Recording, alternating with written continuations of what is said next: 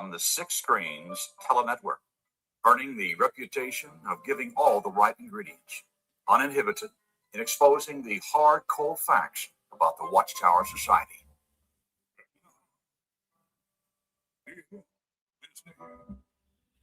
Well, there you all are, and thank you for wanting to come into the Six Screens tonight. Well, we've been doing this now for 20 years, and I have to tell you, we've never missed a Saturday night. We are here because you are here. Now, we've got a program tonight. It's called Watchtower Insider. Barbara Anderson tells all, and she has a guest with her. We all know her, Kerry Kaye. She's a former Jehovah's Witness as well. But I'll just give a little intro here to kind of whet your appetite and give you an idea what Barbara and Kerry are going to be discussing tonight. What you believe is not necessarily so. Our beliefs shape our reality, and we often mistake,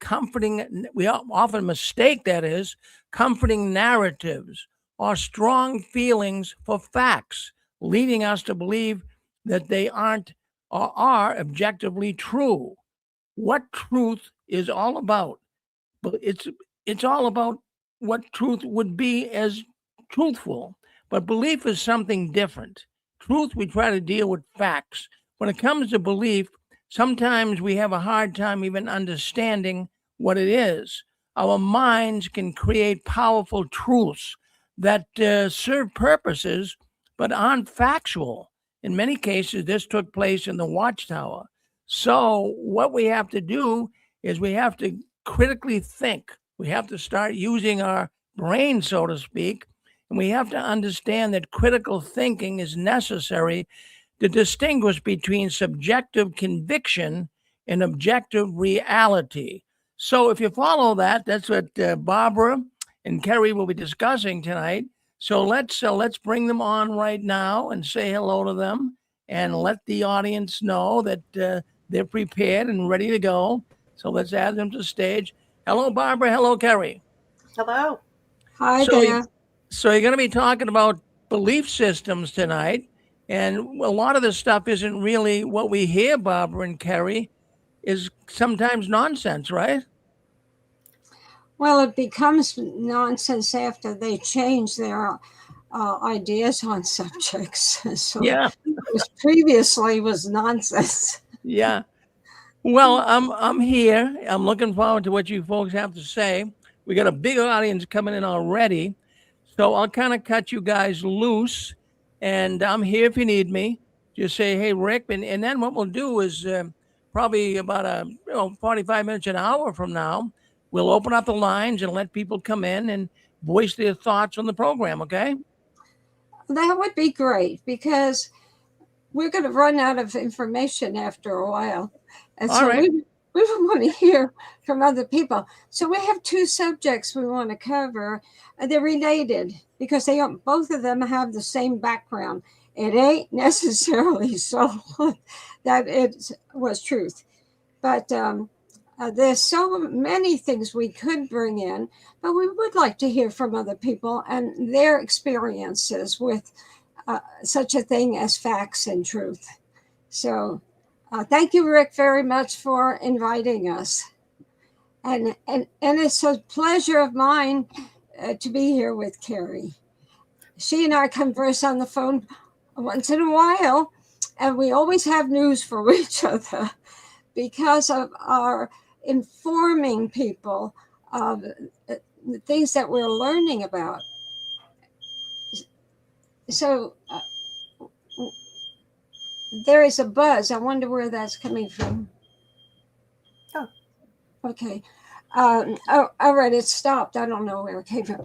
But some of the things I never expect to hear from anybody, but it was a few months ago that I did an interview with a young woman who is an ex-Jehovah's Witness, and I think it's called JW Facts.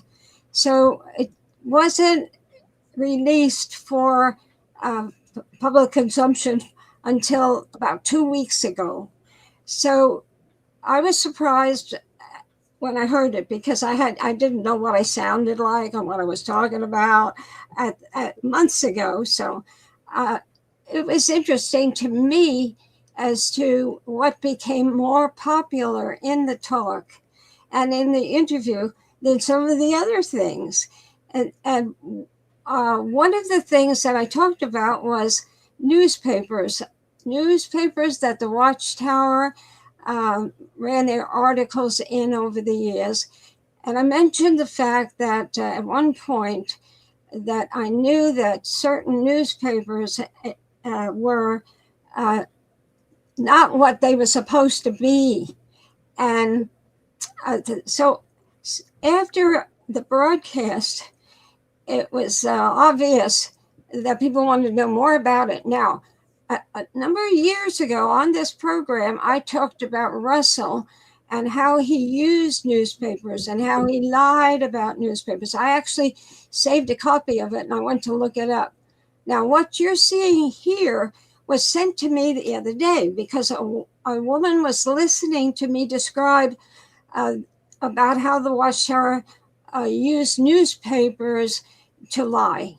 And so a few days ago, I get a copy of it through the internet, and I was immediately shocked. I had to say I was shocked. I was at that convention. This is 1965. And of course, I hadn't thought of that for eternity. So this gal said she had heard me talk about newspapers at conventions. And she said she was in the newspapers. These are whirly newspapers that were sold around the conventions. And that's these three girls are 19 years old each, 1965. Can you imagine? And they made the front cover of the Daily News. So, of course, back then they were thrilled. You know, anybody that was interviewed by the newspapers at the big assemblies, they thought that newspaper was putting out the information that they were selling to them. And, you know, like these gals, they thought they were in the Daily News that went all over New York. So they were thrilled. And so in the assembly here in 1965, I have a story to tell, and it's brought back so many memories. Kerry, have you ever been involved in anything like this about the newspapers, the way that the Watchtower Society used them? Well, I do know that when I was going through some family files, that they did actually reach out to the newspapers to print stories of what was happening at certain. I have records from like the 1960s. What was happening, how many people were coming, how many people were baptized. So they printed this in the papers, and they corresponded back with the editor back and forth on some of the articles. So yes, I knew about these things. Okay, but did you know that those newspapers were actually specially printed and the articles were written by the writing department of the Watchtower Bible and Tract Society, that those newspapers didn't go all over the city where the convention was. Those newspapers were made especially for Jehovah's Witnesses, and we thought, we thought the kingdom message was coming through the worldly papers. Yeah. So it was shocking to this one girl in the picture on my far right, her, I guess turn her around, she's on her left, right? Okay. She had this paper in her, where her desk or something, 60 years. And when she heard me talk about the phony, bony, baloney papers, that's why she sent this copy, or a picture of this copy. And she says, "Oh, we were thrilled about this." On the bottom, there is a statement here to call in, hit 6 to unmute, so you're not seeing what is written there. And see, there is a statement there, and I'll read it. It says, "Well, seeing is believing." Well, what a coincidence! Seeing, in this case, it wasn't true. They thought that everybody at this convention, 34,827 people, they did see rain. I checked up. So it wasn't a lie about the rain.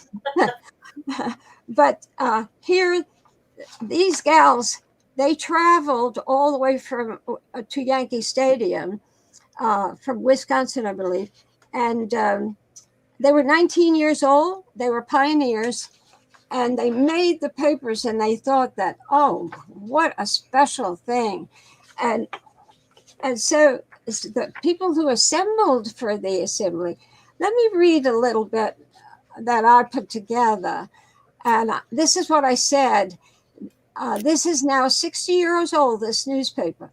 And it was sent to me by a former JW. This is one of the newspapers that dozens and dozens of newsboys hawked outside of JW conventions when held at Yankee Stadium, that those who attended believed was published by an important news organization.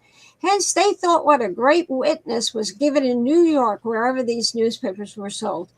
However, the newspapers covering the Yankee Stadium JW conventions were only sold around the stadium, not anywhere else.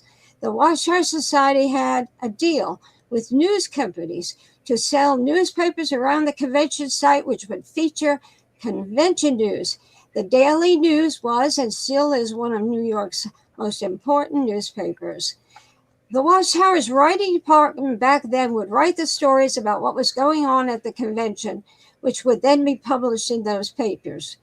I wrote, and I sent this to some of my friends before I thought about putting it on 6 screens.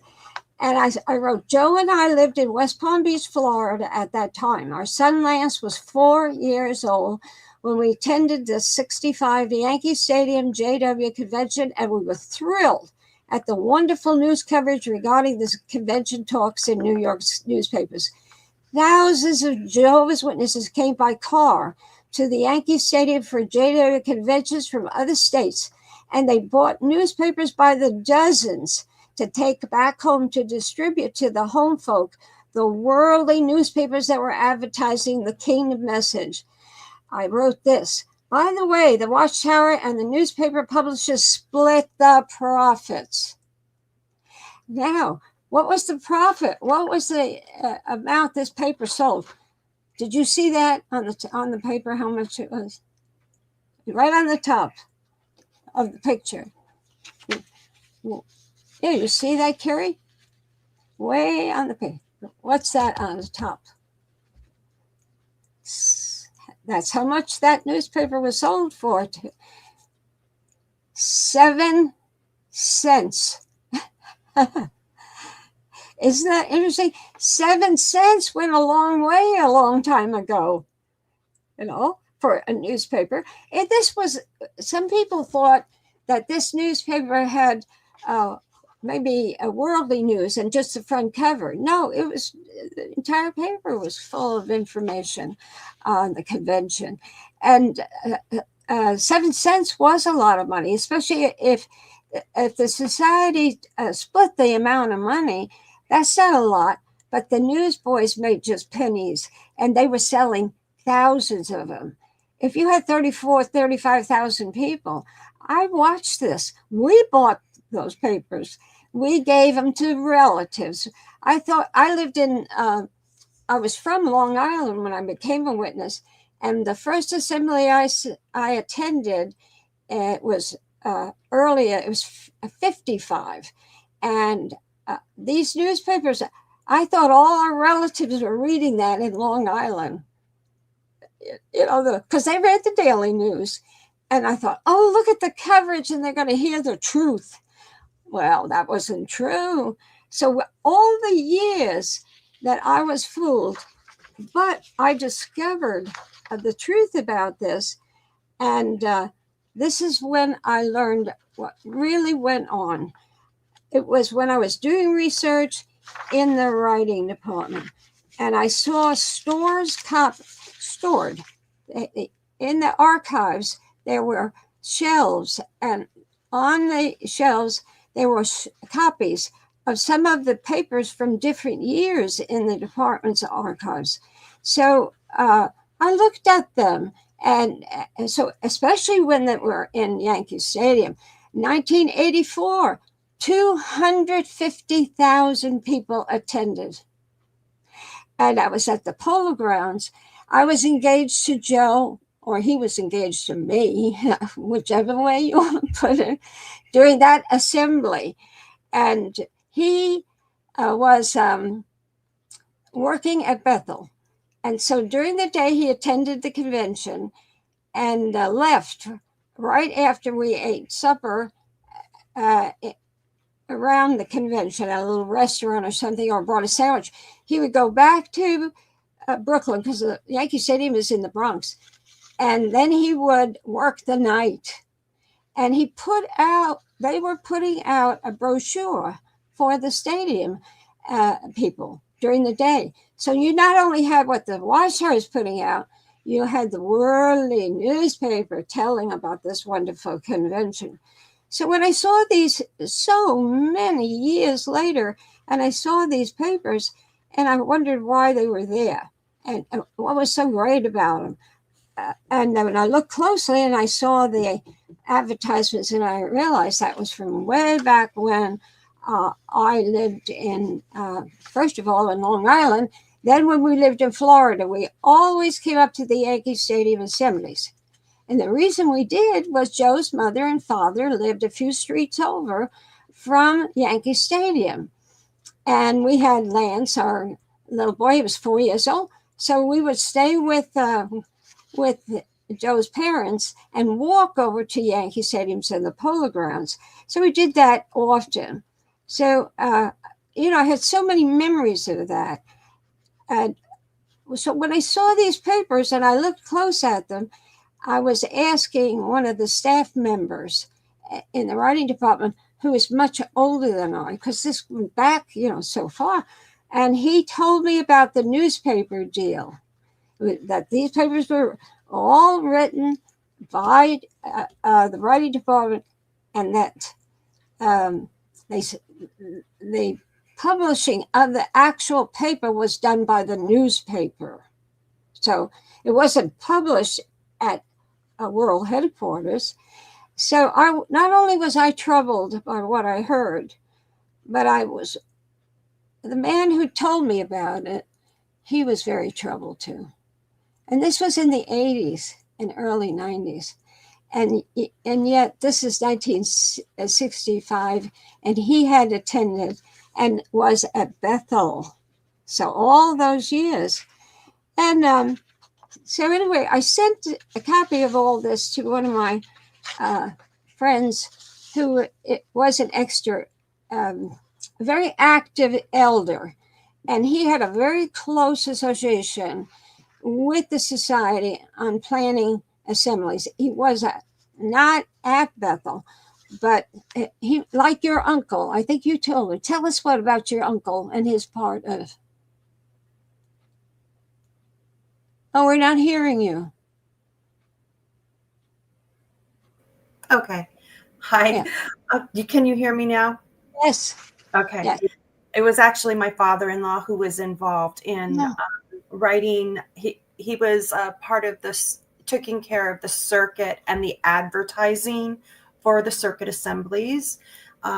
So he's the one who contacted the newspaper, and he wrote the article for the newspapers. And then they also, in those days, it was in the 60s, they planned parades before the assemblies, and then they would have field service. So they would have the sound cars and all of that. It was a big deal. Mm-hmm. So the course is very interesting to go through the correspondence back and forth, and through the city and getting the permission, them telling them what they can do, what they couldn't do, and so forth. Right. And probably at Dodger Stadium, a place like that, it could very well be that they had the same procedure where it was a deal. Probably. I'm not familiar. He wasn't doing Dodger Stadium by that time. My records go back to Buffalo and to a few of the circuit. I can't remember the names of the circuit assemblies offhand, but I have some paperwork from those big assemblies. Yeah. You know what bothers me is who got fooled through this. The water people couldn't care less. It was us. They were fooling us. They were deceiving us. And I don't even know if even our family members even knew that they were making money off of the newspapers. They were just nobody really knew. No. They were just doing the work.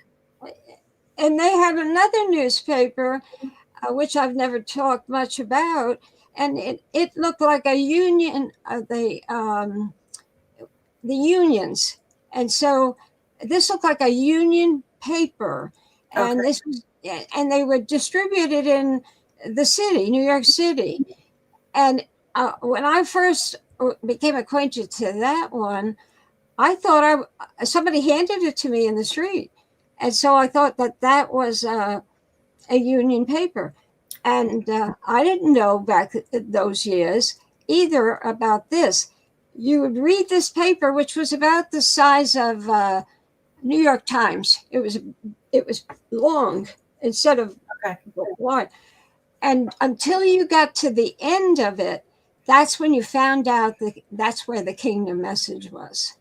Okay. So now, is that deceitful? Not necessarily. That was their way to get the message out, and they didn't charge money for it. They didn't make money off of it, and they didn't deceive anybody except that they didn't announce what the paper was like. They made us feel that we were reading something news about something that was designed to get us to read about the world's situation, like especially about the labor unions in the 30s and the 40s, the issues with the labor unions.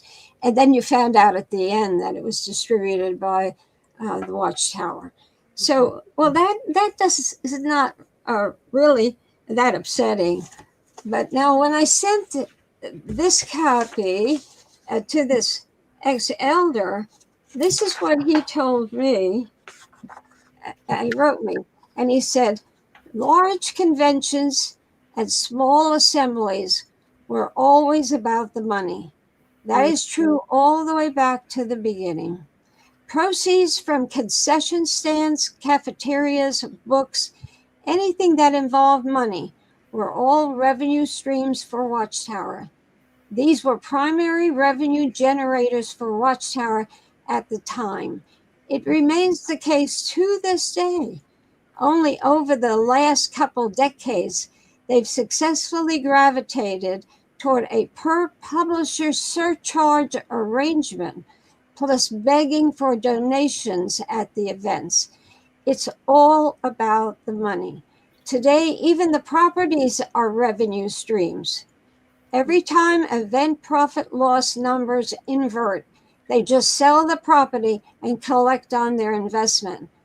Then they herd, H-E-R-D, herd, everyone to another location, no matter how far away that might be.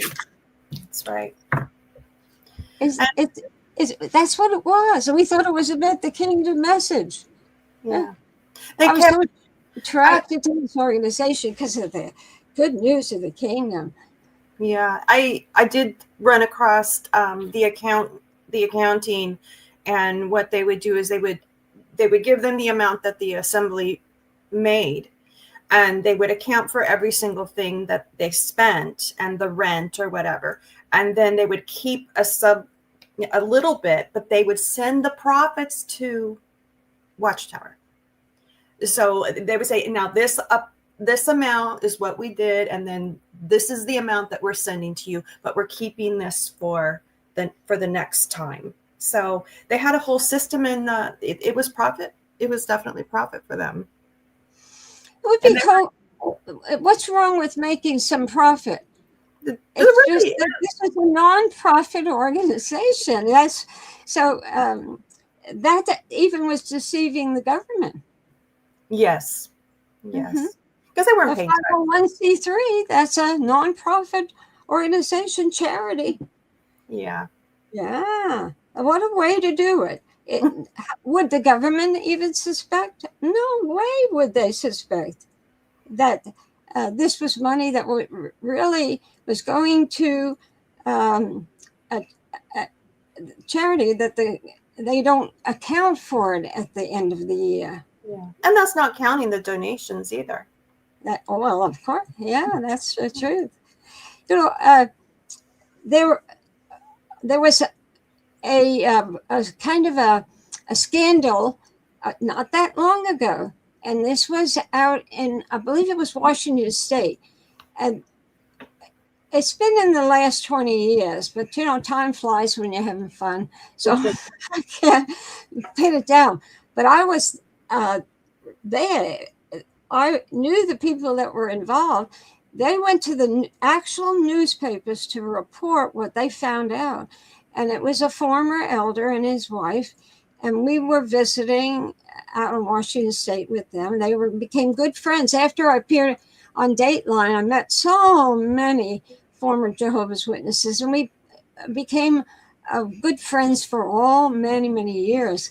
So there was this elder at the time, and I don't know I can't remember how he found out, but at this huge assembly, they had parking for all the witnesses, of course. It was a huge parking lot. And as the witnesses came in to park, they were charged a parking fee, and they went and parked the car.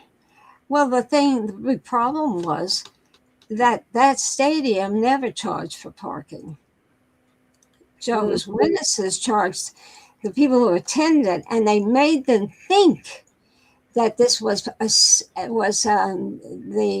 fee to park there. That fee was put in place by the stadium owners, the stadium operators. But it wasn't. The profit was going to the Watchtower. If you do something like that, that's not illegal to forewarn and say we're going to charge and get permission for the parking, but to mislead, that is really what burns me up, is the misleading. We were so trustworthy. So I had a little experience I think perhaps a lot of you would find interesting. When I attended the 1958 assembly, as I said, I was newly engaged to Joe, and I was only a witness for 4 years at that time, and he was at Bethel. So there was between sessions, so you had a lot of places to go. You could go visit some stores in the Bronx on the main thoroughfare right by the Yankee Stadium. After you ate, you could take walks. You walked over to the polo grounds and visited people over there. Well, we were taking a walk, and because we were newly engaged and we were in love, and we didn't notice anybody. But what we did, I noticed, I'm new, and I'm so, gosh, I was so excited to be in a witness because I wasn't raised in it. I wasn't bored. This was all new to me and gave me hope for everlasting life. And it was just perfect. And I had a perfect man that I was going to marry, and all the dreams that we had, which I did. Actually, my dream was fulfilled. My husband was perfect. But anyway, this is the thing. We're walking along, and there was an apostate, and he was standing there on the sidewalk next to the main road, right there at at the side of Yankee Stadium. And as we walked by, he was given, each person that walked by, he would give them a brochure. Mhm. And it could have been the Dornice, it could have been any of those people that were witnesses that left. And so when I saw what he had, when he handed it to me, and I looked at it closely, and I looked twice, and I realized it was from apostates. And I was so upset with them. And so I took that brochure and I stood there right in front of the man, and he thought I was interested. And I took it, and I took my hands, and I just tore it to little bits. Barbara. And made a big project out of it. And then I tore it the other way. And tore it. And he was staring at me. Well, Joe was staring at me too. And then there was a wastepaper basket, a big commercial one right near where I'm standing. So I walked over there and I threw it. Oh, I was emphatic. I have no use for you. And so, okay, the man looked at us and like, are you crazy?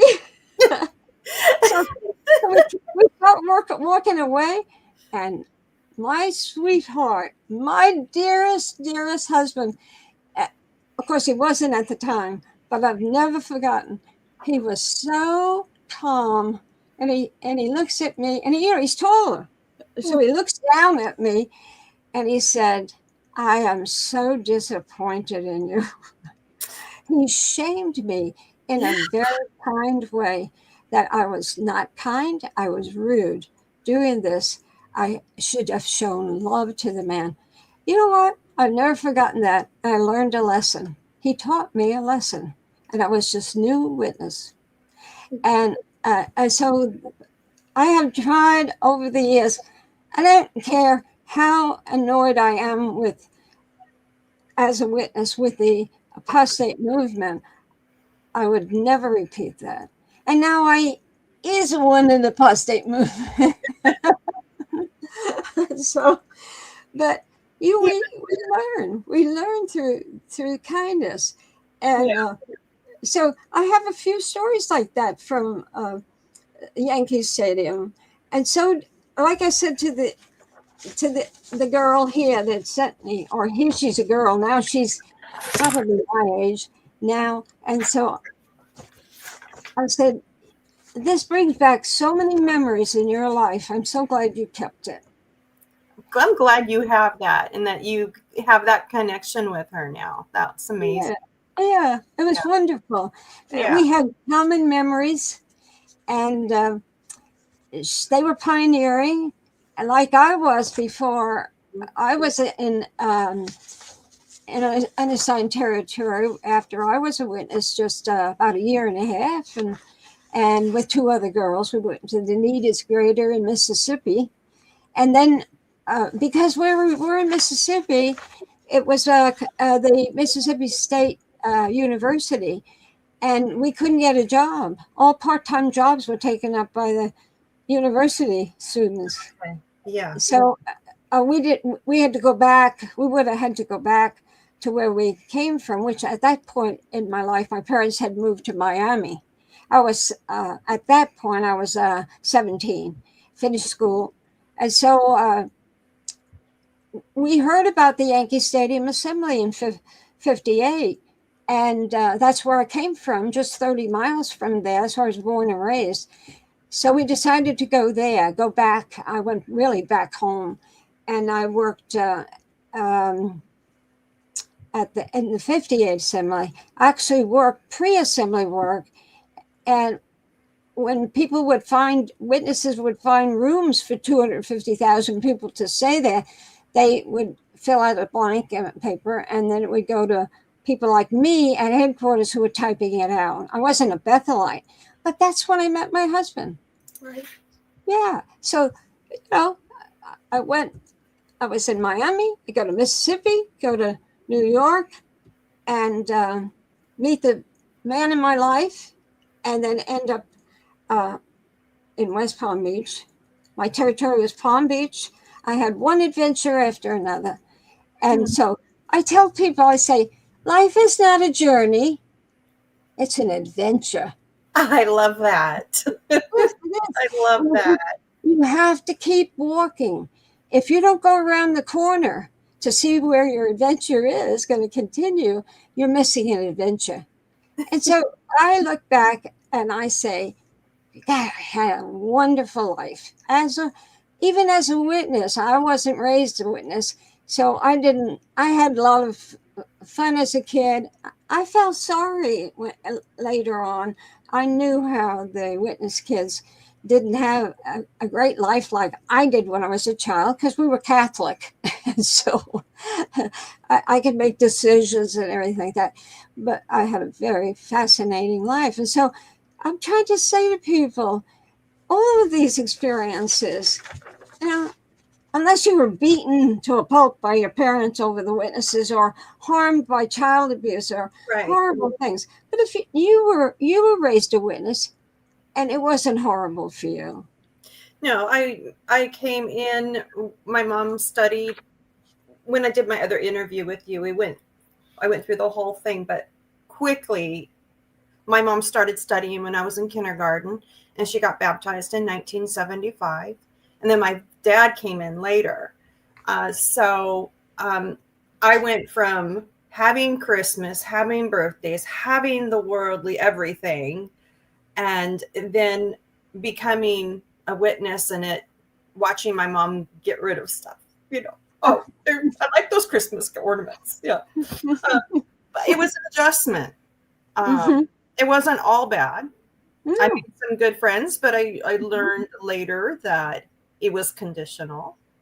So, and as I started to raise my family, I decided this wasn't for them. And if they wanted, they can go have it later in their life. It's their decision. Basically. Well, that's true. And, we can make lemonade out of lemon if we consider that lemon. But some people like lemon. Yeah. And I loved my witness family, and Joe and Uncle Joe and Aunt Lou, who were in the district work. And yes, to say is that where we lived in West Palm Beach, actually the whole state of Florida was Joe Saya and his wife's territory as district overseer. Yeah. To see them all the time. What a wonderful couple. Yes. And I have lots of heirlooms from, the old times. Like my husband's grandfather did the sound cars, and he was in the court case for the state of New York versus Saya for the sound cars, and he won on the free speech. I was very proud of marrying into that family. I was very proud of that fight for freedom. Yes. So, I was, yeah, I had some good things. So there's some dark things, but there's some good things. And I don't regret, I wish I could have changed some things, but then when in retrospect, I think, well, it fine polished me for other things. And it is an adventure. So. Yes, it is. Yeah. Yes, it is. The saddest part about it is, just like out in the world, there are very, very cruel people out there too. And so within the witnesses there, and within the Catholic Church, within the Baptist Church, this is the way it is in our world. And it's too bad that kids end up being molested by predators. Right. But that's where they go. That's where they go, to the churches. And that's been the way it has been for years and years and years. And hopefully within the next year or two, many of the states are going to be changing their laws. And so predators won't get away with what they've been like through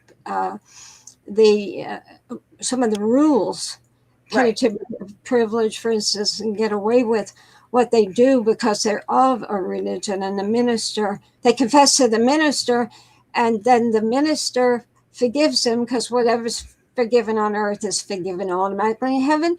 And the predator he didn't burn in hell because he's forgiven, because he believes that. And if he doesn't confess to the priest, he believes he's going to burn in hell. Right. Right. So he thinks he's going to get away with punishment on this earth and punishment in the heaven. But then they go on and they molest again and again. And the Watchtower Society fell into this. And that was not the hellfire teaching, but the forgiveness of sin. And Right. that. They forgave this if the guy or the woman professed such manifest sorrow and cried, and I'll never do it again. And because of that attitude, the organization of Jehovah's Witnesses, and especially since the 50s, when they started to adopt some of the teachings of the Catholic Church, which did exactly the same thing. And for many of us that do a lot of research into the history of Jehovah's Witnesses, way back when, and you compare it to some of the religions, you see where in this case, for this particular issue, they adopted the teachings of the Catholic Church on sin. Yes, they did. Of sin through a manifest confession. And so all these years, nowadays, this is first time this year where they're not going to be telling a victim's parents, I'm talking about Watchtower, the elders, they're not going to be telling the witnesses' parents, don't go to the authorities like they've been doing for years and years and years. And so if the child is molesting the organization, that individual, as if it's a circumstance, they will go to tell their own story, or their parents will tell their own story. The Watchtower will not be interfering in that. They should have done this all a long, long time ago. And that's why they have such severe problems. Because, I tell this to everybody, anybody knows me, I say the people at the Watchtower, no matter what you think, most of them aren't evil. We're talking about the men who make the decisions. They weren't evil. No, they were stupid. That's a good point. And they didn't do anything about this, and they forgave people who broke Caesar's law, just like Catholic Church was doing for centuries.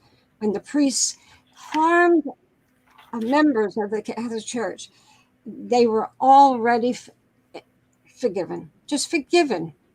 Yeah, and they didn't take into account, the trauma that happens to a person when they are abused. It hasn't been until the last 20 years or so that it's really been, a psychological diagnosis for and therapy and treatment for people who have gone through trauma. So they just swept it under the rug. That's right.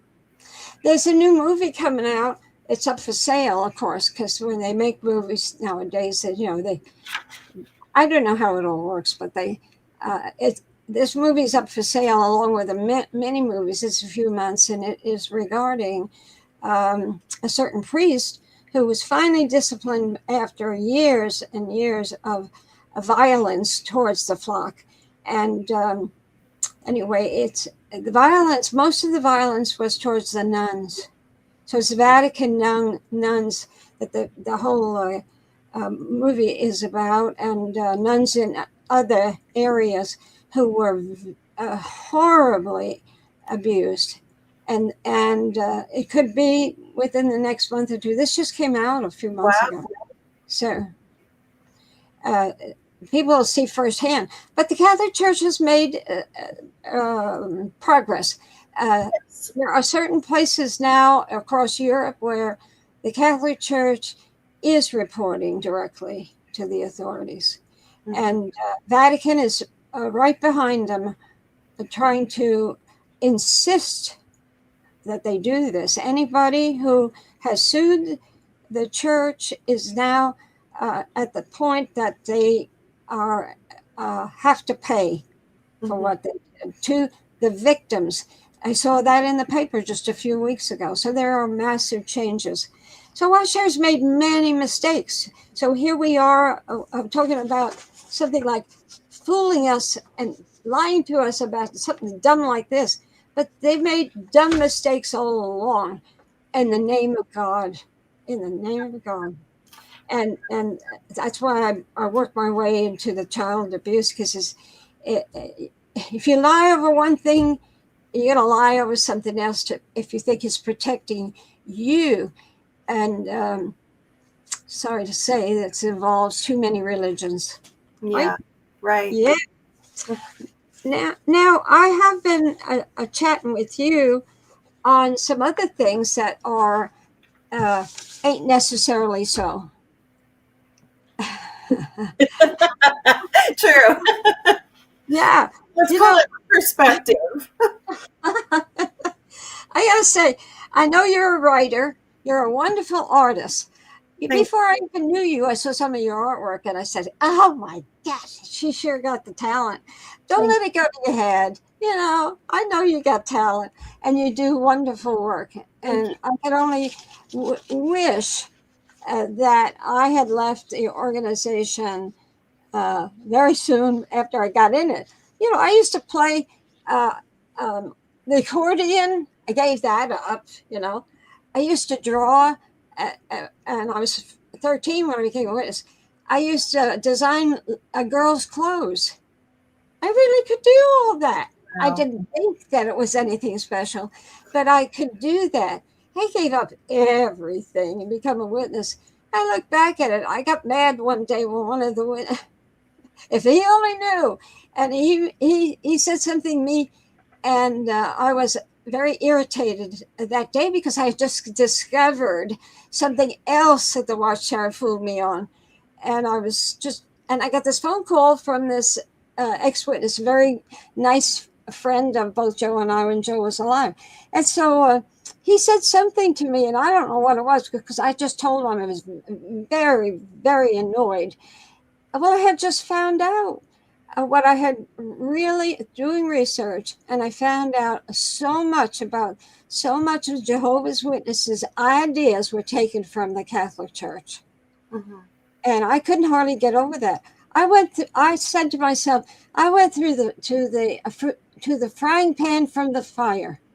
Yeah, you did. Yeah. You did. So now you have had some. You went early. Now, I know a little bit about you because you told me years ago. I was really, really interested in why was Nathan Knorr visiting your congregation? Oh, his mother-in-law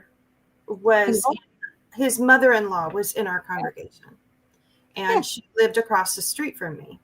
So I knew his mother-in-law and her family. I was very close with that family. But I personally did meet Swingle. I thought I saw Franz. I have this California every year for vacation. Yeah. Now I remember. You finally remember that the couple. The sister who studied with me, Etta Kruder, and you said you knew the Kruders, and Reinhard Langtech was very good friends with. Oh, knew him. Absolutely. So he would come and visit our congregation a lot. You know, he died just recently. I'm not sure. Did he? Yeah, I just found that out about 2 months ago. Oh, wow. He was living in Washington State.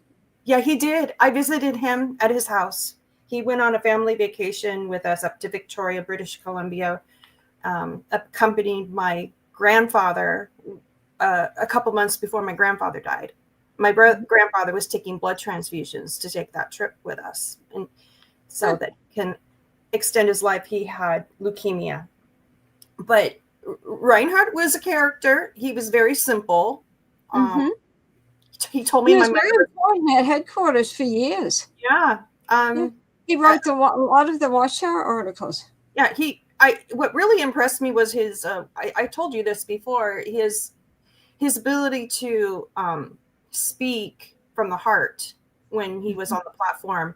He gave a talk on love, and just the way he was like looking at certain people in the audience, I knew that there was a method to his madness. There was a point to that talk. And it was right after he had left quietly. So I think since he's passed away, bless him, it's probably safe to say now. Yeah. Do you remember who he left Bethel with? Dunlap. Yes. And who else? One other one. Come on. You know that name. I know. XJW worshiped the ground he walked on. Raymond. Oh, yes, of course. We did this before. Raymond Franz. Of course. Exactly. Yeah, he left with Raymond Franz. Uh-huh. I remember my mom telling me that Reinhardt and Cal Kruder used to get in heated arguments. Heated. I just wish I was old enough to be a fly on the wall and understand what was going on. Yeah, in the Crisis of Conscience, a lot of things in there, unless you knew the background or the people, it was good, but you didn't appreciate it like those who knew him, like I did. I can tell really some very stories about some of these people. At that time, Ray Franz was over the writing department. And he had a lot of talent. So he fell from way up high to way down. That must have been so hard.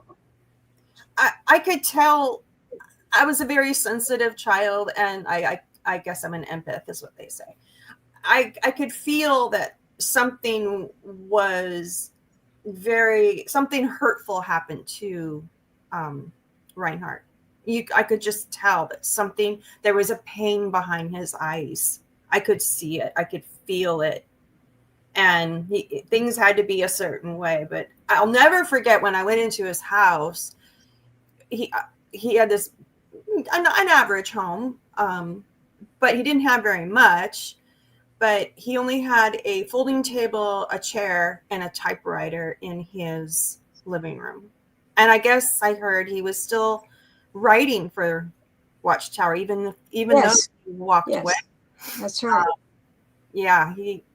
And I think I heard that later in life he kind of faded. I mean, I could be wrong. He faded. Absolutely. Faded. He worked. He was Washington State, and he had a job every day. He got on a bus. This is what I was told. And he got on a bus and he went to his job, came home in the evening, lived alone, and the rest of his life he lived like that. He had a good singing voice, I understood. And he had the book study at the house for quite a while before he completely left it. Okay. Etta was a beautiful singer. So I could imagine that they sang all together. She was like, and my mother-in-law, beautiful voice. So in our hall, it was Etta and my mother-in-law, and they were just beautiful singers. You could tell they practiced. It's just like the same experiences other people have in churches. Yeah, right. It's no different. Yeah. And anyway, they get the good and the bad. Now, tell us about your current painting. Rosa. She's behind me. She's. I think you. Right there. Yeah, there she is. Yeah, I brought her home. I got a call. She is. I got a call from the Art Association, or actually an email saying that there is a documentary that is coming out about the children of Guernica.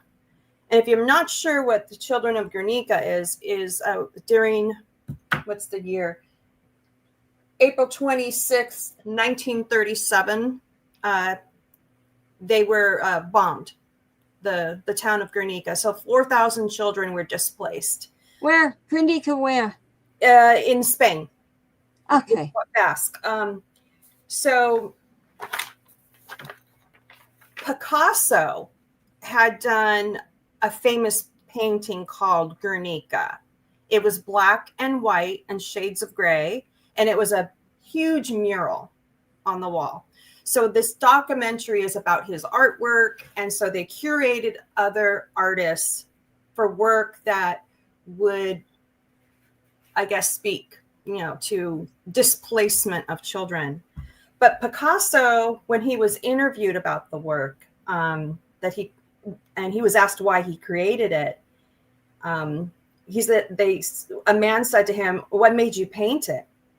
And it was a German officer, a Gestapo SS, who had visited Picasso's apartment. And the officer noticed a photograph, a small sketch of the massive mural, Guernica, and which it depicts like the horrific aerial bombing of the Basque town by Germans and Italian forces during the Spanish Civil War. The officer, looking at the image of chaos and destruction, allegedly asked Picasso, "Did you do that?" And then referring to the piece of art. And Picasso replied, "No, you did." Referring to the act of destruction. Wow. Yeah. And that inspired his painting. And when I was painting Rosa, I felt the same way this past summer. And she captured the emotion that the producer of the documentary wanted for the film. And so I was honored to have her carry that message. And they thanked me. I got another email of congratulations that she was filmed in the Barbara Culture Arts Center, which is across the street from the Cheech. And the Cheech is a famous gallery. So we'll see what happens. They told me that it's going to be released in the spring, and they're going to be following one of the girls from that bombing and her life from when it happened and how she grew up. And I was looking at another photograph, and I understand why they chose my painting, because Rosa resembles one of the little girls in one of those pictures. Oh. And I didn't do that. It just happened to be that way. My Rosa, she has emotion in her face that you just, people tell me it's her eyes. And I had to stop. I had to stop painting when I was like, okay, I can't do it, and I can't paint her anymore. She's done, even though she looks like she's very sad in her eyes, like something horrific had happened. She's very sad looking. You want to cry when you look at her. Yeah. And I wanted that. I wanted people to realize, when they look at her, she's young and something horrible happened to her. Right. So, anyway, I was grateful. So we'll see what happens from here. Yeah, well, it's moving along. It's there. It's just not sitting in your library or your living room. It's moving along. Yeah. And you make effort. And that's what it takes. Make effort. Many of us have talents we don't even realize that we do. I tell people all the time, I'm always asked about this or that, because I was at Bethel. I'm supposed to know more than everybody else, but that's not necessarily true. I'm just human. I just know more people that, where they came from than many people do. But we can make, as I said, lemonade out of lemon. We each have a talent. It's there somewhere, and you go to find out. I tell people, if you really want to know people, good people, if you volunteer. That's what I say. Volunteer. There are so many places to volunteer, and you meet the nicest people. Yeah. I did that for a while, and I loved it. And actually, I volunteered at one particular place, and guess who I ended up meeting, who became a friend of mine? She's now deceased. She was killed in a car accident. She was the one who inherited Jack Daniels. Oh, wow. Well, wow. You never know. Yeah.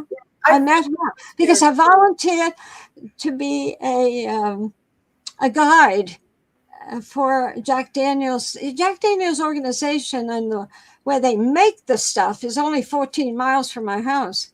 And I took a tour one day with some guests there, and they had the funniest person on the tour bus, and he had a real Southern accent and told us all sorts of jokes and everything. And I said, I could do that.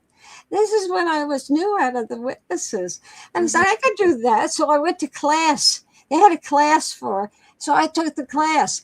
And each bus had a guide. And then they would take you through the mountains where they had a lot of liquor stored in thousands and billions of barrels.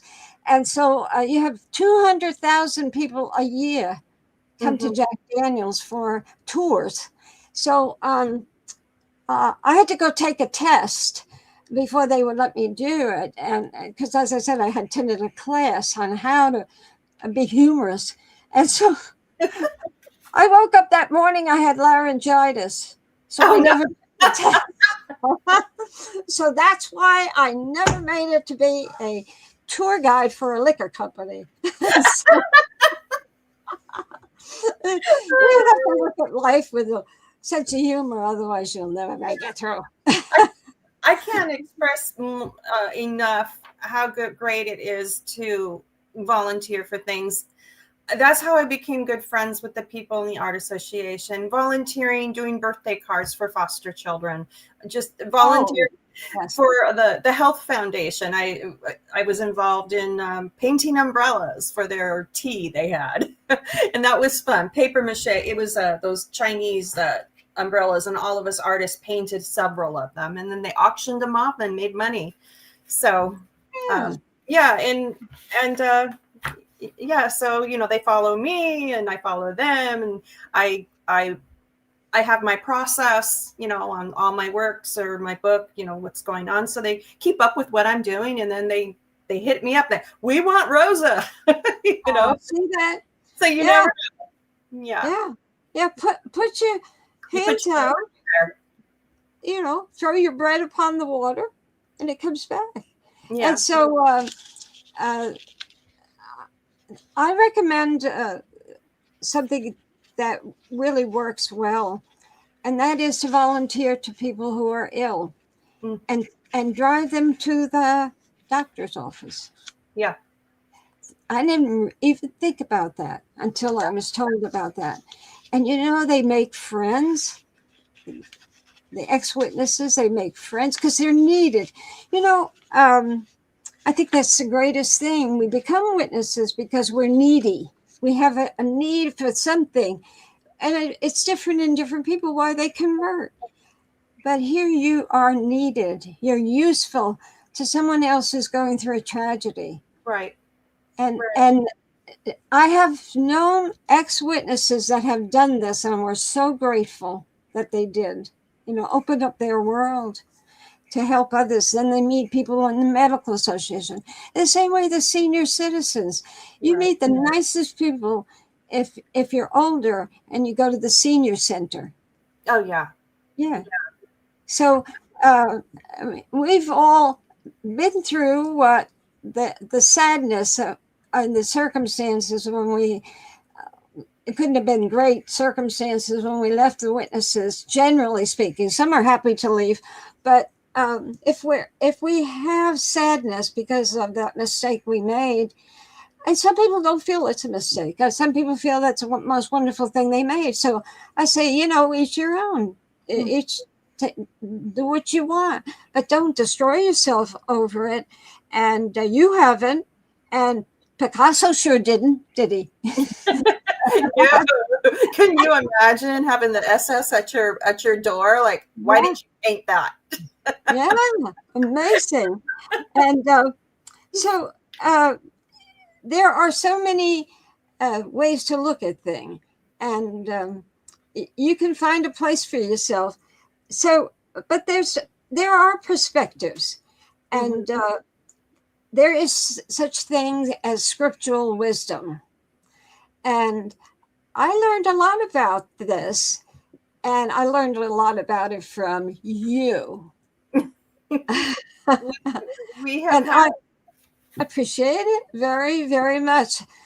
because we have to learn how to view things differently. I was a witness of 42 years. Mhm. I could only look at one way, everything at one way. Mhm. And so we had a complex. All witnesses who are active have a them and us. Yes, them versus us mentality. Yeah. And I think it has to do with the words themselves.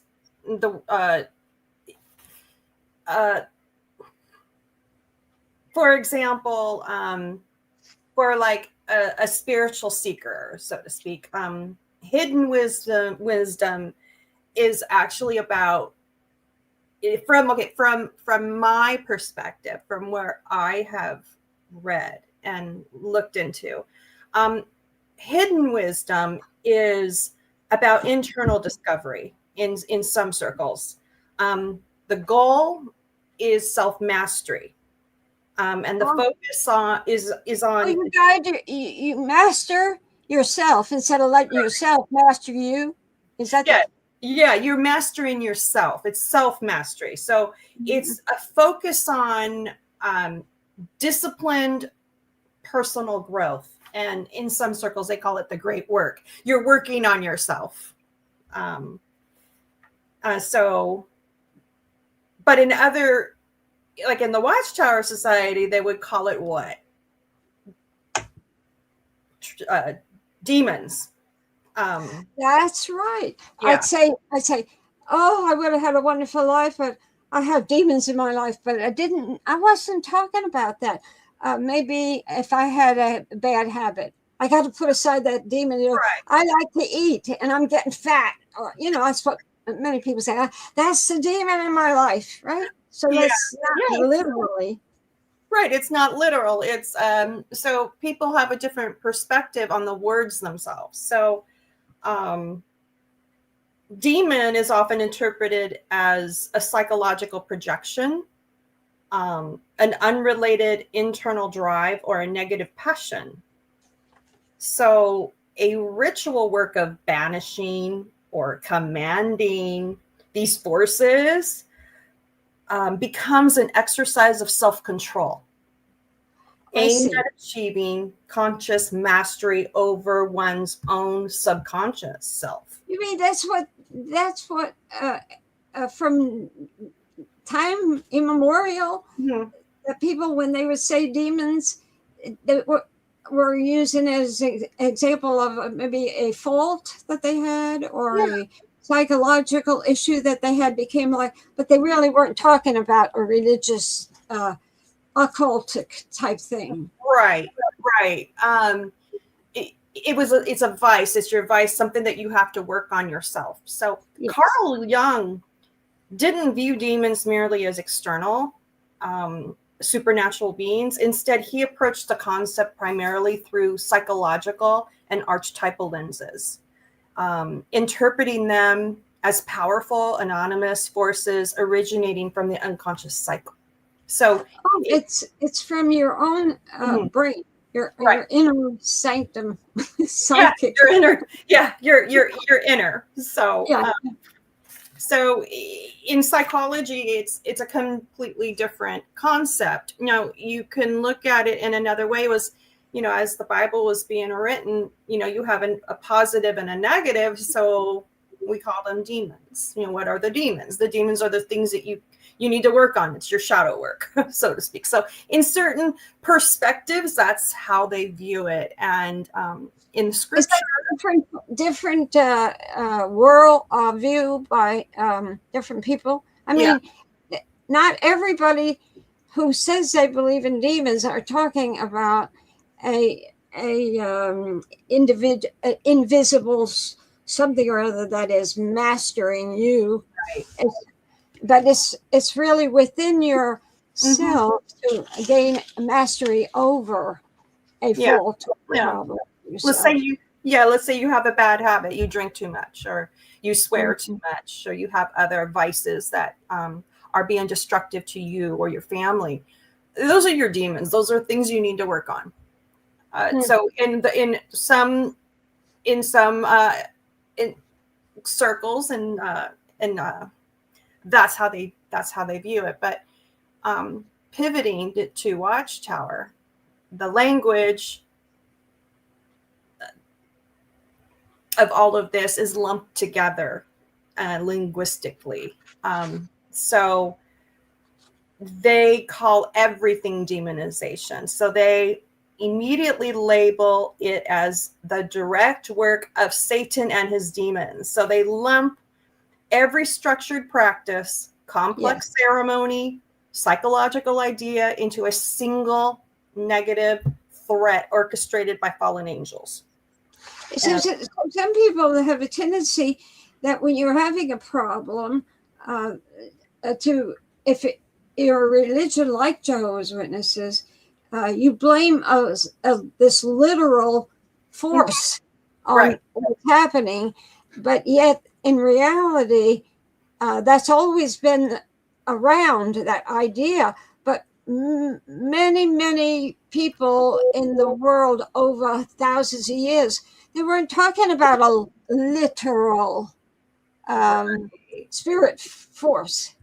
That's what I found so interesting about all of this. But if you think about it, is your spirit force. It's okay, something. Your spirit force. Yeah, it's a bad one. Yeah, you could have outside influence, bad association or whatever, but it's actually you're doing it. You're doing the action. So it was just an interesting way of looking at it, instead of lumping it. Anything that anybody else does that's not from the governing body is demonic. That's not the case. That's a little that's strategy. That's Watchtower's strategy of control, because it doesn't give anybody to look outside for any other truth other than what they give to you. So everything else is bad. It's just everything's bad. Everything's Satan. Everything is the end.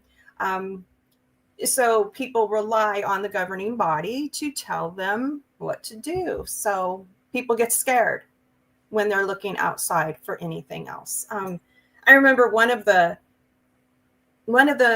men that lived at the home across the street. He was from Bethel, and he was suffering from schizophrenia, and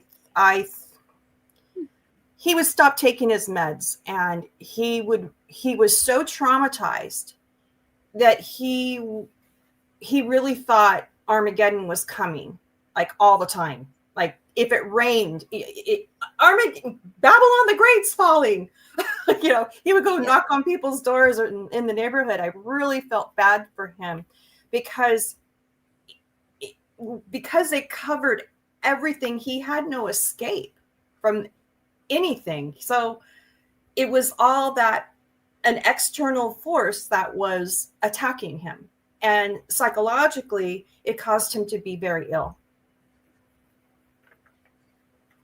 So it's part of being very self-centered, isn't it?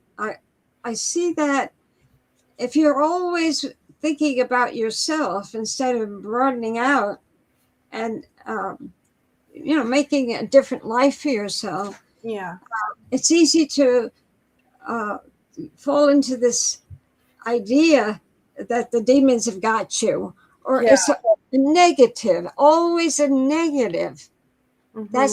That's what many people have to deal with, because their children who could be very unhappy, not necessarily is their unhappiness coming from outside of themselves. It's coming from inside themselves, because they get psychological issues. Yeah. So they have to almost retrain their mind. Exactly. And by taking nuanced terms and flattening them into like a simple, terrifying label of satanic spiritism, the Watchtower created a powerful spiritual guardrail that has a few dangerous results. And For example, enforcing exclusive loyalty. Well, that's a number one, isn't it? Yeah. In this organization of Jehovah's Witnesses. Yeah. So if you have an intellectual curiosity outside of the Watchtower, it's defined as active demon communication. It makes it impossible for a member to safely look elsewhere for truth. So this ensures total, unquestionable loyalty directed back at the governing body. And then the second thing that it happens is it fosters intolerance. Oh, I see. Mm-hmm. Yeah, so we train to not tolerate anything outside of what the governing body would tell us. So everything was demonized, and that can be, if you think about it being a theocracy, that's a very dangerous viewpoint. Is yeah, that's a good word. It's a dangerous viewpoint. Right. So if a foundation of other spiritual paths is literally orchestrated by Satan, then tolerance and spiritual pluralism is impossible. There's no way for anybody to look into anything else that might feel right for their own journey. Mm-hmm. So it's very debilitating. It's a complex. Mm-hmm. And the Watchtower simplifies. You know, if you're going through troubles, and remember, this was the way they dealt with it. They didn't permit us to go to a Therapist, or a psychiatrist. Yeah, that's right. Yeah. No medication for depression, antidepressant medication, and until it got to be so big, and I was at Bethel when they gave permission to finally allow people to go to and it was really basically because I was involved with all of that, and the ones who were abused as children, they needed help, they needed therapy and all that. They wouldn't allow it, and then it wasn't that the governing body decided because that's the right thing to do. It wasn't that. It was the pressure that forced them to do it. That was basically, and then they began to think it was, they were sympathetic, but some of them were never sympathetic to any of the witnesses that had psychological issues. And even if they weren't harmed in the organization, they became witnesses because of psychological issues. Yeah. So that we brought in, I know we studied with an awful lot of people and brought them in. And I'd say when I look back, I'd say half of them were a little mental. They had issues. That's why they were listening. And we lived in South Florida. And South Florida in those years was a place that people were running to from up north. Yeah. And did we escape from a divorce, a case, or some awful thing, and they were disappearing in Florida? You could sleep out at night on the beach, for that matter. So this is we moved to West Palm. Let's see, we were married in '59, and in West Palm Beach, where my parents lived. And for years and years and years, we were going out in service. And I got to tell you, service was always extraordinary because you never who you met. And some of them were really weird. So, but they had issues. And the way that the witnesses looked at it, or some of the leaders who were coming across, and I know a few of them to this day, they're still alive. They're in their late 80s. And they had problems themselves. One of the key writers was absolutely insane. I know what I'm talking about. If I have to ever write anything about him, I could really write about him. Please do. Please write. You don't want to hear those stories. He once threatened my life. He did. He threatened my life. Yeah. And it was Now I because know I who you're talking was about. asking about Yeah. something was missing in the department, and I was asking because I had a feeling that he had this particular item before. It belonged to somebody else. He borrowed it from outside. It was very valuable, and he borrowed it for a presentation in a talk. And they never saw it again at Bethel. And I was asked when we were visiting California, and there was this man. He said, I lent my very special material to headquarters, and it's 5 years I've never signed it. He said, when you go back, would you inquire? So I inquired, and one day I had a phone call, and this man who was a senior writer asked me, he was wonderful, and asked me how I was, and I said, I'm fine, and everything. And then he asked me about this item. He said, you were asking about that in my department. And I said, yeah, this man asked me in California to look into where this was. And I said, that's all that was. It disappeared.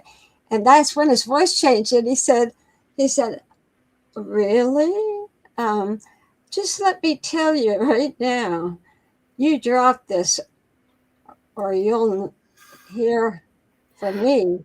You will have a lot of trouble. And the way the voice was, Yeah. I thought it was a mafia. I had my blood boiling. We've all had the experiences. I don't care. So anyway, the organization give us a good conclusion about some of the very special things. And, we think, even if we're not witnesses and we're religious, we belong to a religion, we think that there are directions coming from up high, that we do something. But what sometimes people have expressions that they use that they make the right decision because of what's coming into their life from in the invisible realm or something like that. Give us some clues to that to help people to see how to look at this, because there are a lot of laws in natural laws. Right. Yes. And we don't make choices in those natural laws. Those same natural laws affect everybody unless you're insane and you don't know. But generally speaking, it affect everybody the same. But those are natural things in the universe. Our universe, the planets, they cycle, and we learn in school, or we should, about scientifically how things operate scientifically. The scientific method. I think it's interesting to develop it a little bit. Yeah. Well, if in some thoughts, they call the universe the macrocosm, and we're the microcosm. So if you compare that to the Genesis account, the macrocosm made the microcosm in his image. I never thought of that. Yeah. So that's one way of looking at it. But then you have to look at the natural laws of the universe and how everything is, and how it works with one another. It has a cycle. We all have a cycle. We are born, we grow up, and we die. We can learn from nature that way. Nature has its cycle, even the planets, but everything is in order. It has its order. So to make an idea that goes against, or a dogma that goes against the natural law of the universe, you really have to think about it. You need to put your critical thinking skill, a little hat on, and think, well, could this particular body live forever? I don't know if that's good. I even as a child, I was like, I'm not sure about that. God gives us everlasting life, that we should think about. Yeah. So maybe this requires a little bit more deeper study to find out, maybe because the Watchtower Society takes everything so literal.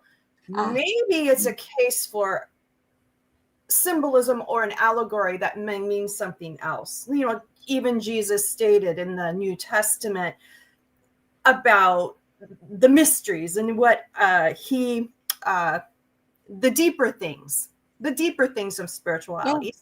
So you know what were his thoughts on the natural laws of the universe, and you dig into that.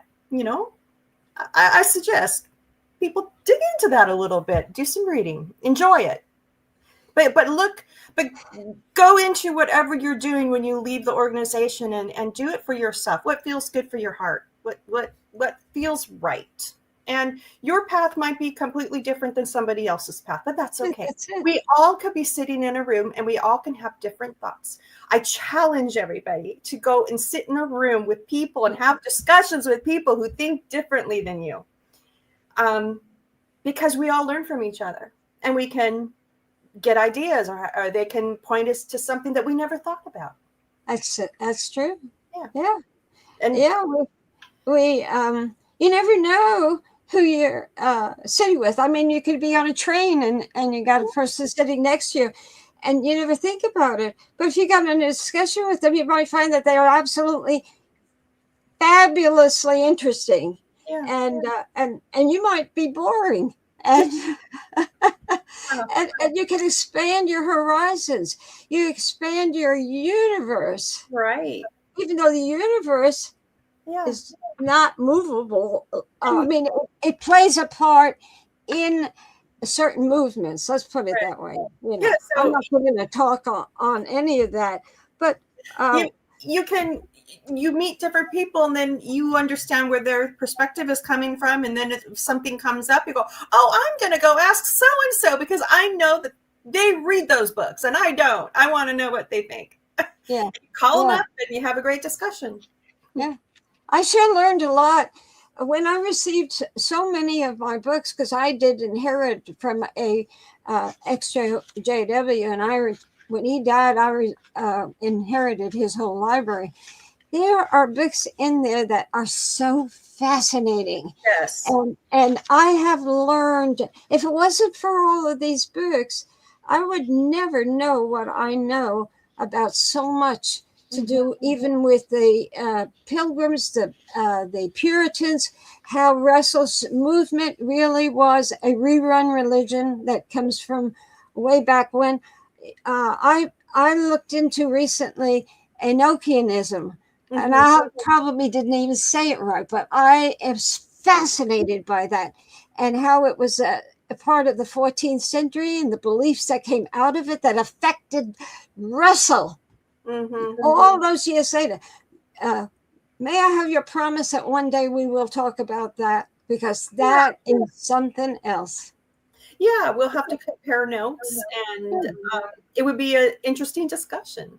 Won't it ever? In fact, and now that I know that you want to discuss something like that, I have a few people that I can ask who actually have a little bit more knowledge than I have on that particular subject. But I do know that Storrs wrote the book Watchtower. Absolutely. He lived right down the block from Charles St. Russell in Brooklyn. And he died in 1879. When the Watchtower, that's when they were married in March. Mariah and Charles were married in March of 1879, and the first issue of the Watchtower was July. Yeah, and it became the word Watchtower. Why? George Storrs. Yeah, I learned wrongly at Bethel about George Storrs. Okay, and so the kind of interpretation I had that where his beliefs went, I thought it was good stuff, great interpretation that influenced, and the truth coming from the Puritans and all that. Most of that I learned it wasn't true. So his movements over the period of years and years, different movements. When I first discovered the whole thing on the Enochianism, I was fascinated about that. And of course, it was the Queen Wasn't it Elizabeth? And he was a spy for her. Yeah, Queen Elizabeth. I read a book by Jason Louv on that, and I need to finish reading it before I can comment. The only thing that it was something else. Yeah. Now the only thing, you know, the only thing that I can 100 say years later, Russell adopts some of the teachings from Enochianism. Yeah, the only thing is that the Enochian order, the Hermetic Order of the Golden Dawn, they didn't come into existence until 1888, and they expanded it because they had inner conflicts, and I think it was by the 20s. It was 20s. Don't quote me on it. It completely fizzled out. They had problems with Aleister Crowley, and there was a lot of problems. But then it's resurfaced again into Thelma and into Wicca. That's all I know on that. I think that those people I think he was interested in Enoch. Mm-hmm. So I was I'm interested in Enoch. I have the Book of Enoch, and I'm reading it. I want to learn more about that. It's fascinating what they were interested in. History. Yeah, What we think was history today is not real history. Yeah. The only thing that's not usually those societies believe in immortality of the soul, and they also believe in reincarnation, or they have a suggestion. So Russell and Storrs and Miller and those men that he Henry mentors, they were they didn't believe in those things. So that's the only thing but it doesn't mean that they didn't study it. So there was some influence, especially because it was so vogue to be involved. They didn't have they didn't have movie theaters. They went out and they did these things, and to belong to a seat, whatever. And Russell, I think, would learn what he wanted to learn so that he could debate them, because he loved to debate people, and he wanted to convert them. Yes, absolutely. I have looked at that's my opinion. For years and years and years. I have so much material on Russell, and what so many who are witnesses and ex-witnesses, they don't know a lot about him. They know what different people that crossed Russell's path, who the worship of angels, for instance, with the Enochianism, and so where it all came from, and how it would 200, 300 years it would disappear, and then in the 19th century it was coming back again, the teachings. And here we are so far away from that, we don't even know that was primary teaching of the time that people lived in, and influenced them to the decisions they made. So that's what's free. That's why I say the truth does not set you free, but facts set you free. The facts. I mean, look at the Queen Elizabeth. She probably made a lot of diplomatic decisions over what she was being told. Made big decisions, and we got to be careful. So if you want to smile and be happy, do some research. You always will learn something interesting. That's true. If you have, I would say that if you really, really want to live a satisfied life, fill your life with what makes you the happiest. Well, some people fill their life with things that they think will make them happy, and in the long run, they are not happy. But then they have to look in maybe another direction. There's all sorts of things. Life is so interesting. The only bad part of life is what I wish that Jehovah's Witnesses had the truth on, is that we could live longer, so we could keep learning. But then on the other hand, there's somebody said that to me recently. How could, I think you maybe even said it today, how how could you live forever? I mean, how could it be possible to keep living and learning forever? You say the word forever, that's a long time. And so people then say, oh, God will make it possible. So you throw that off, and but you know what you're talking about. Mhm. So we do know certain things that are about our world that are truths, are Right. facts. Right. Facts. Now, back in the 16th century, 17th century, you got to remember that alchemy, magic, medicine, science, they were all lumped into one category. Yeah. Yeah. So, Right. yeah, it was. So, you got to use the words a little loosely. They were all lumped together until it broke and, got a clear with the scientific method. When I think what I'm trying to say is like when you read things about those time periods, you gotta like remember that those things were all combined, lumped together, kind of like how Watchtower lumped in the demons. Some of the things I've discovered because I ended up in the writing department. I ended up on the Proclaimer's book, and I learned a lot about different people. I learned a lot about the Russells, and that most people don't ever learn. And I found them fascinating. And so I did a lot of research over the years. And there are so many things about those people that are wrong, that are out there, but they're not true. But that's the way life is. There's so many people, even their relatives don't really know the facts about them. So, about their own people. It's because we get so busy in our own life, we don't know about certain things. And so we keep repeating the same things we heard over and over again about somebody instead of check it out. And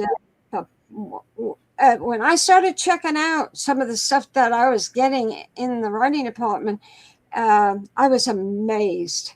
So I determined that one of these days I'm going to put all that together, and I have been working on it, and it is fascinating, completely different than you would really think. There are certain things that came out of their divorce that is common knowledge, but there is so much that shows that they don't think like us and we don't think like them. We're a different world.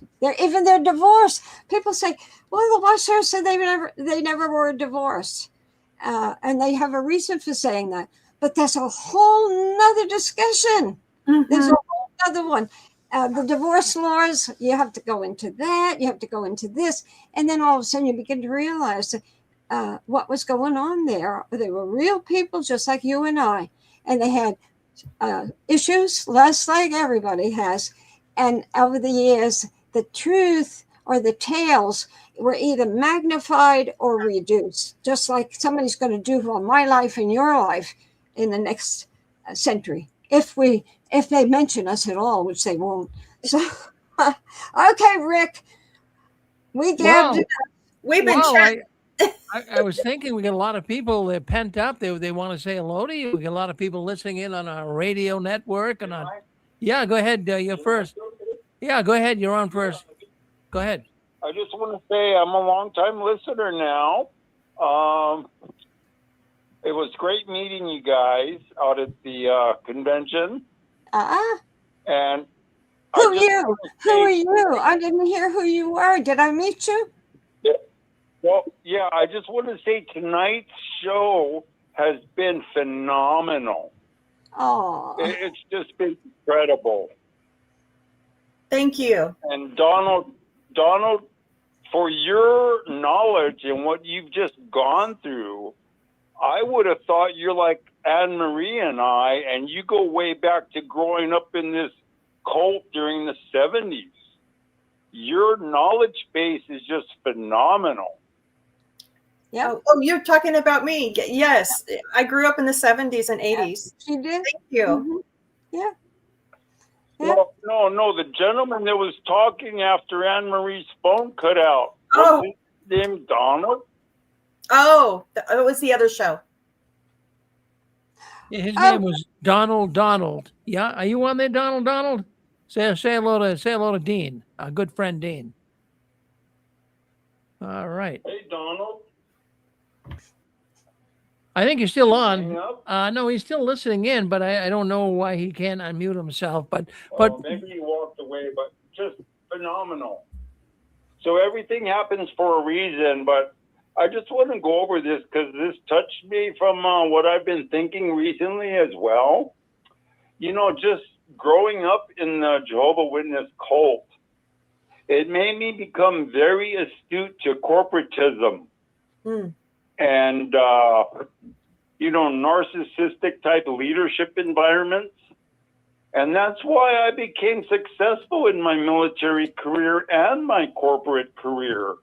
Because once you see the basic games of the corporate and narcissistic leadership bullcrap, you wake up very quickly because, falsehood's going to expose itself easily. You just got to be sensitive enough to look at the signals and the signs and be able to read and analyze it. Mm-hmm. Yeah, thank you. That's what many of Jehovah's Witnesses are doing, and that's why they're leaving. They're analyzing it all and leaving. But then again, he hit the nail on the head, which I think I mentioned before when I was out at the convention, is there's a lot of Koreans in Hawaii. And Hawaii is a fortress of JW recidivism. So, they're out in the middle of the Pacific Ocean, and no one's really paying attention to them. But yeah, the North Koreans seem to, I guess, go to the Jehovah's Witness for some reason. I guess they like that regimented type. And they need a dictator or a organization to tell them what to do every minute. Well, different strokes for different folks, right? But hey, Merry Christmas, everybody. Tonight's show was my Christmas present. Well, nice to have you. I'm sure everybody this evening appreciated you coming on. thank you, Dean. We're gonna go to 571, I should say. 571, you're on with us. I just wanted to say it was a great show, and I want to thank Kerry for that George Storrs note about him writing a book called The Watchtower. I've looked for that for many years. Yeah. I know Jason Louv personally, and that John Dee book is wonderful. Yeah. He notes how the Tetragrammaton is on the floor of the ancient Parliament building in London and more. And also, when Russell talked about how before World War I, the ministers gave each other gifts, that is in a Golden Dawn reprint that I had. So you've helped to connect Golden Dawn to the Russellites yet again. And there's little proofs here and there with the angel stuff. Yeah. Well, why were they called Dawnites? The Bible students, they never gave up. The early organization had certain names for it, and they never gave them up, even though it was under a new regime, like the Russell one, but they still had the Dawn closely attached to that movement. Yeah. Fascinating that you're so interested in this. And I spent years in comparative religion after leaving. I ended up at a university that had the largest comparative religion library on the East Coast, and it was not Yale, and it surprised me. Wow. So, anyway, great interview, and wishing you all kinds of wonderful angelic energy this week. Have a good one. Thank you. You too. Well, if anyone wants to say hello to Kerry and Barbara, You got all you three, have to, 3 minutes. go ahead, Barbara. I Yeah. say you got 3 minutes or 4 minutes. All right. If someone wants to say hello, hit *6 on your telephone pad. But I wanted to say, I really enjoyed the part about the newspaper. That really that is unbelievable. The tricks that the copper world, as Dean was just saying, as well as, Yeah. Yeah. hold on, we gotta. All right, well, let's bring on. We got. You gotta shut your YouTube off though. 865, is that you? Shut your YouTube off and come on. Say hello to Barbara and Kerry. You gotta shut your YouTube off. It's echoing. You gotta shut the TV off. Turn it down. Do something with it. Okay. Someone in the background. Hello, shut the YouTube off. Shut the TV off. Turn it down. Do something. Okay. Let's do that. I gotta mute. Go ahead, Junction guy. You're on. Go ahead. Yes, I just want to say hello to both Barbara and Kerry and you. I talked to Barbara years ago. I haven't talked to her since, but I just wanted to say hello.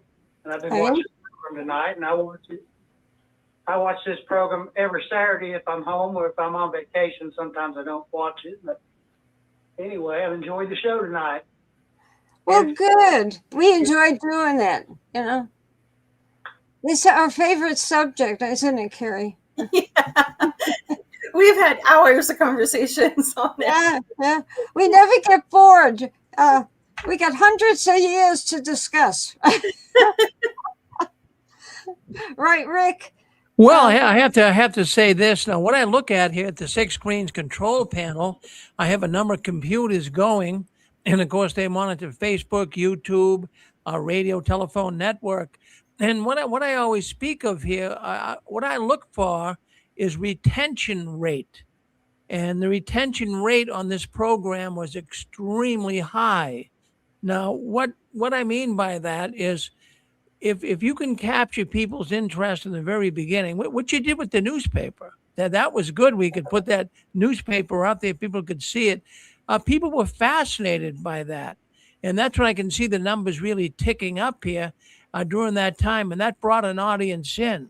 Now, by a retention rate, they stayed with you, and then they actually increased as you went along.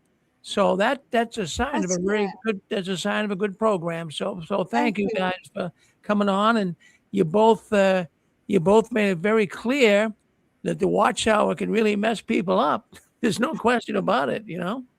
But some people love it. You know, to this day, they're going to die in it. They love it. So to each its own.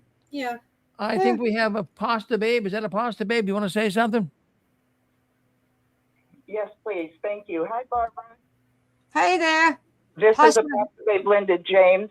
And because you were talking about Russell and how things were at the time that they were alive, I have this mystery that I can't solve. And the mystery is, why did he and his wife choose to be celibate? Oh, okay. We'll talk about that. I know why they chose to be celibate. And I'm not speaking about it tonight. Cliffhanger. We don't have to. Thank you. I Hey, appreciate it. wait for the book. Wait for the book. I'm writing it. In about 10 years, I'll be done. Well, Barbara, when are you going to? I gotta wait. When are you going to tell the people? Jellyfishing all over the place. I just can't figure out why they were celebrating. Oh, it was easy to understand once you knew the facts. There were facts that, people didn't much talk about their private affairs, but he didn't talk about his private affairs that he had with the Rose Bowl, but, I mean, they didn't talk enough about it. But it happened. Well, I appreciate you. Thank you.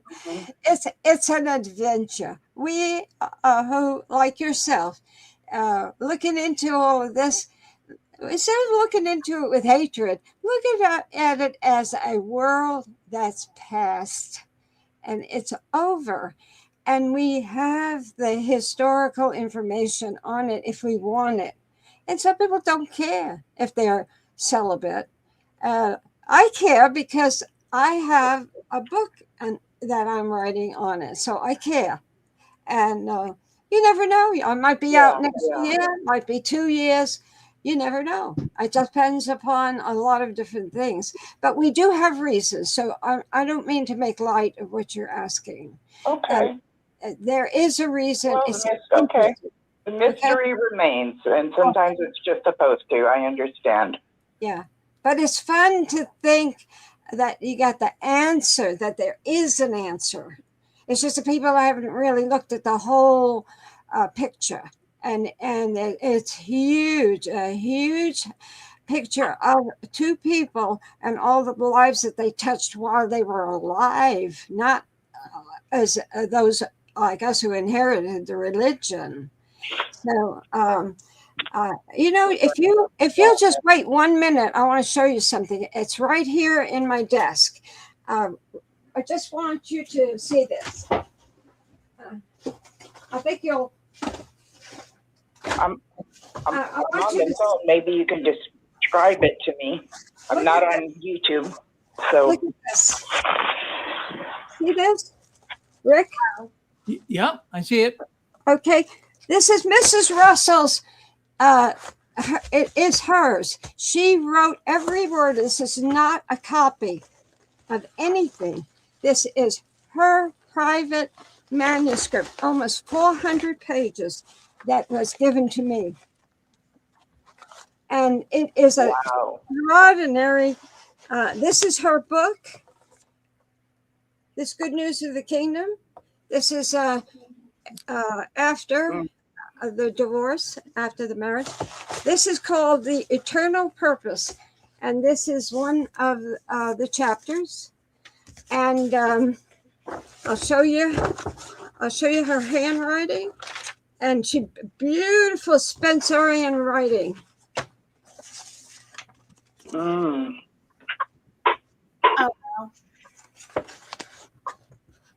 Well, Barbara, I'll tell you, that's amazing to get that stuff. And like I talked a couple of weeks ago, I have a really good, talented artist that works here at the Six Screens, and she's doing some fantastic work.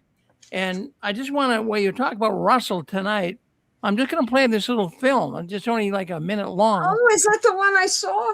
Yeah, I'm going to play it right now. Okay. It's fascinating. Let me share it. Now, we're trying to get everything ready. I know the other one that really has a lot of facts on Russell. And so I'm going to play it right now. I'll share it right now so people can see it. So let's bring this up. We'll play it. Jellyfish. I float around here and there. Much controversy surrounded the marriage of Maria Ackley and Charles Taze Russell. 1 year after The Watchtower was first published, Russell married Maria in Pittsburgh, Pennsylvania. Maria took interest in Russell through his teachings, assisting him in theocratic activities. As the Watchtower Bible and Tract Society progressed, contention was brewing under the surface, legal separation on the grounds of mental cruelty, cold indifference, and infidelity. During the trial, allegations were made of improper intimacy between Charles and Rose Ball, a 25-year-old whom the Russells had cared for their foster daughter. According to the Brooklyn Daily Eagle, which published an article of the legal details, Maria had stated that one night, she found Charles in his night robe sitting on Rose's bed. On other occasions, Maria found Charles with his arms around her, kissing her. Maria alleged that Rose told her that Charles referred to himself as a jellyfish. I float around here and there. I touch this one and that one. And if she responds, I take her to me. And if not, I float on to others. The divorce was 06. It wasn't 03, I think it said. Yeah, I know. I wanted you to see that. So it was 06. 04 is when she filed for divorce. Yeah. And she filed in the name of her sister, I believe, because he had painted her as insane. And so when divorce back in those days, you had to have another person represent you. As far as the floating around like a jellyfish, I know the answer why he said that. Hey, telling you now. All right. Well, one of these days you are. But, I'll tell you what, Barbara. In fact, when we did one on Grieber, I'm going to show it on JW World News coming next on the next program on Johannes Grieber. And what we're doing is really interesting. Yeah, we're getting in. And you want to see the Grieber one? Yeah, why not? It's just a minute long. So let me play it for you right now. You might I like love those. I love those short ones, right? Yeah, I make them nice and short. Let's play the Grieber. I'll play it again tonight, but hold on 1 second while I can get in there and see how we can do this. Hey, Kerry, this is fabulous, isn't it? Yeah, it definitely is. Well, this is all AI. This is all created. It takes work to do it. We're working on Russell right now and his death in Pampa, Texas. Like I tell you, be careful, because half the stuff is not correct, and I know what we're trying to make it as factual as we can. I know some stuff. Yep. AI provides what's on the net, and in many cases, because I'm having the same experience, I have the facts, and then you go to the AI, and it provides what's on the internet already, and then you have to start dismissing it. So a lot of the things are true, but they are very average. But the odd stuff is what people have done, talked about for years. So that's what AI is about. But I have the proof. That's why I haven't published anything, because I wanted the proof. Well, here's the one on Grieber. Okay, that's interesting, I'm sure. Despite their claims of being God's chosen organization, Jehovah's Witnesses' beliefs are rooted in a dark history of occult practices and spiritism.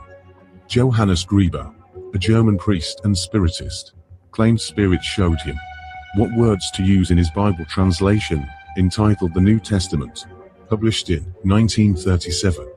Although Grieber used the occult practice of necromancy, the Watchtower Society had numerously referenced Grieber's translation in the efforts to support their erroneous translation of John 1:1. In an article from the February 15, 1956 Watchtower magazine, the Society recognized that Grieber was a spiritist. They continued to reference Grieber through the years to support their own doctrines. After much public knowledge that Grieber was a spiritist, the Watchtower fabricated this article from questions from readers to rid themselves of any connections with Grieber's translation. They admit they recognized Grieber as a spiritist and deemed it improper to make use of a translation that has such a close rapport with spiritism. Although the Society stated that they were unaware Grieber was a spiritist until the 1980 edition of the New Testament, 1956 Watchtower magazine proves the Society has always been aware of the fact that Grieber was a spiritist. In a letter obtained by former member of the Watchtower Society Bill Setner, the Society writes to the Johannes Grieber Memorial Foundation, thanking them for the copies of Grieber's works, additionally asking them to send more copies. The letter is dated December 20, 1980, 24 years after the Society recognized Grieber to be a spiritist. Well, that's it. Interesting. Yeah, so I knew Bill Setner. It was his wife, if I may interject here. His wife was the one who was the spiritist, and he relied a lot on her for that translation. Mm-hmm. And today, even still, their Bible, John 1:1, still references. I mean, it doesn't say Grieber, but it's still they still use Grieber in their current Bible. It's still his stuff's still in there. Yeah. What we're trying to do on 6 Greens is, we're gonna bring these all together. We'll refine it, a few things. You can't get everything perfect, but we're looking to make 6 Greens an AI, artificially intelligent website where you can, because I believe people think in pictures, they reason in pictures, and they move to action by pictures and images. And, short little videos can see, you have to get the witnesses to see a little flaw. And when you see one little flaw, then it can lead to another. So it's been going really good. It's been going really good. And there's so many subjects that you could really bring up on it. But as Barbara said, there's so much out there. It's very, very hard to really decipher what's exact and what's not. It's difficult. It's very difficult. Yes.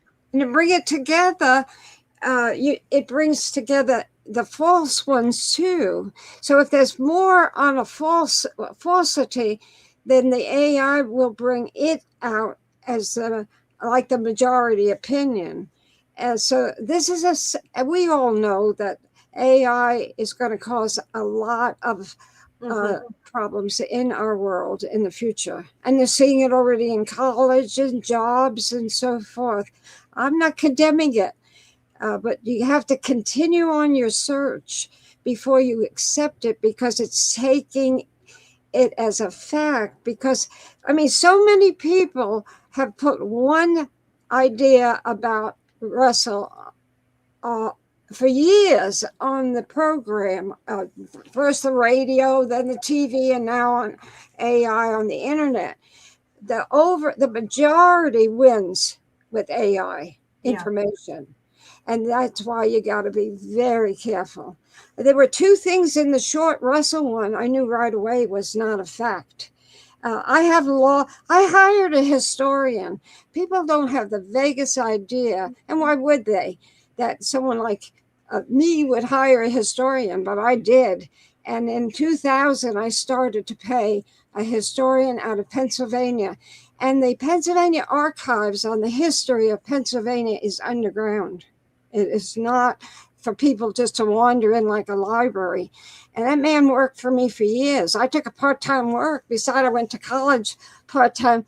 And I spent $11,000, my own money. Joe said, whatever you want to do with this, it's your, you want this, you do this. So I did. And so much of the stuff that's been out there for years, and it kind of wins as far as a vote of confidence, because there's so much of it out there, and it's not true. So, but there is plenty of truth. I don't want to tell you that there isn't. I want to be open about this. The person that's helping me, who's a scholar now on the Russells, we have the best conversations because it's just such a fascinating subject. So, like I said, when he was saying, I'm like a jellyfish, the core of the whole idea is missed. You have to just think a little bit. But I know the information I have is factual, what he was talking about, not necessarily what others think he was talking about. Can you tell the audience what? Well, of course, some people call her Mariah, others say Maria, but it didn't go either way. But what I was saying here, Barbara, is you mentioned to me what Maria was buried in. Do you want to share that, or you want to save that for another time? You mean the clothes she was buried in? Yes. Yeah. Years and years ago, I called. I looked to see. I knew where she was, the funeral home, and so I looked to see if it was still in existence, and it was in Tampa, I believe it was, St. Petersburg, and so I called them. She died at 38, I think, 37, 38, because I'm, after a few months, I can't remember like that little date, and then I go back and look, because I'm an old lady, so I have a short term on many of the things. So anyway, back then though, I called, and you know what? Not only were in their business, they had all the records from the year from the get-go, and they had Mrs. Russell's records, and this was like 2006 or something like that I called there. They had her records, and they had what she was buried in, the clothes she was buried in. They had the amount of money it cost them. So the hosiery she had on, they had the amount of money it cost them. They put her all in fresh new clothes, one outfit. But every single, even her underwear was all new. And I had the cost of the whole thing. I think everything she had on was like $2 or $3. That's a lot of money in 1937 or 38. Like I say, I can't remember that one or date or the other date. It's one or the other. And so I got a kick out of that one, to think that was all those years they had a record of. And how many people showed up to her funeral. In my writing, I mentioned the fact that his funeral, I did a whole chapter on his funeral. It was huge. There were 2 funerals for him, and thousands. They couldn't even get him into the one place. And the flowers were everywhere. And it was like a king died. And she had about 4 people at her funeral. And so I closed out that chapter with some sad remark, that what she got in the end and what he got. Adoration, and she was totally forgotten. And actually, she spoke the truth. And he did not. He was a born liar. And I don't say that loosely. He was a born liar. He talks about it at a convention to not followers. He talked at a businessman's convention, and he talked about his mother, who knew that he was a liar from infancy, but she put up with it and put up with it. And then when he was like 5 years old, he lied so badly that the first time in her days with this child, she whipped him. And so he's got this in his own writing and the book, you can get it anywhere, that record of his talk to this group. And when I read that, it actually backed up what I had found from years and years of research, that he was literally, like many parents talk about their kids. They say, I don't know about this kid. He's a born liar. Well, Russell was a born liar. And I love to hear you talk like that, Barbara. See, that makes... yeah, well,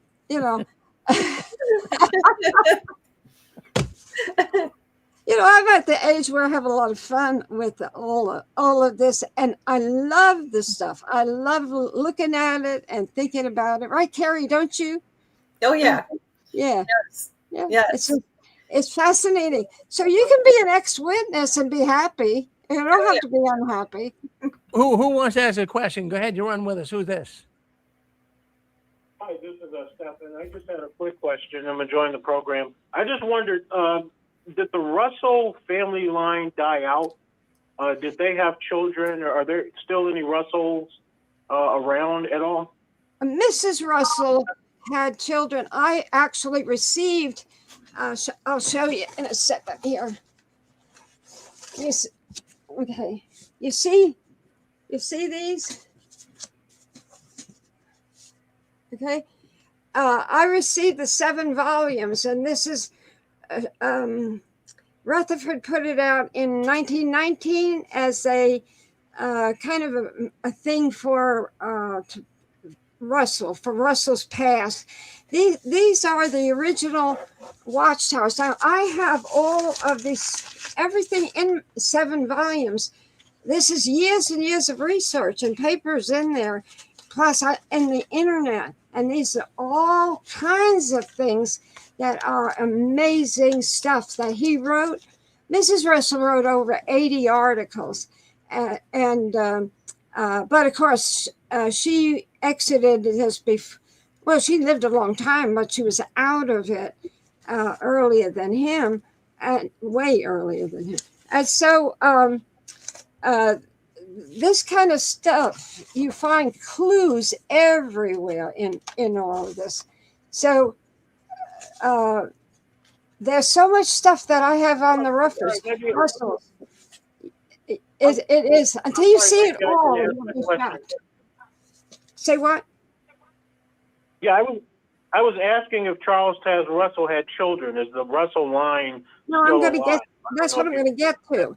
So this was all given to me by Mrs. Russell's great nephew, and Russell himself. He had a sister and a brother that died, and I know when they died. The sister died, and so there was a kid a kid, but Mrs. Mrs. Russell's, you know what you don't understand is the relationships between the families. They're very closely related. So Ackley's and in time they were not originally. Ackley is her side of the family, and Russell is his side. But later on, some of the ones married each other. And I met one of the Mrs. Russell's nephew. He was in his 40s, and he helped me an awful lot to see a lot of stuff because Russell's side died out, and but Mrs. Russell's side kept the material, and so I received an awful lot of historical material from that side. But Russell's family side, no, they didn't. I have so much on Mrs. Russell's, her sisters and brother, nephew, whatever. And they talk about the other side at times. It's just sorting all of that now. It is such a huge story. I was talking with an associate of mine today that is working with me to put together some things that are very, very intricate. And so we compare these notes. We compare all this on the families that were left. I actually had 2 very close interviews with almost immediate family members of Mrs. Russell.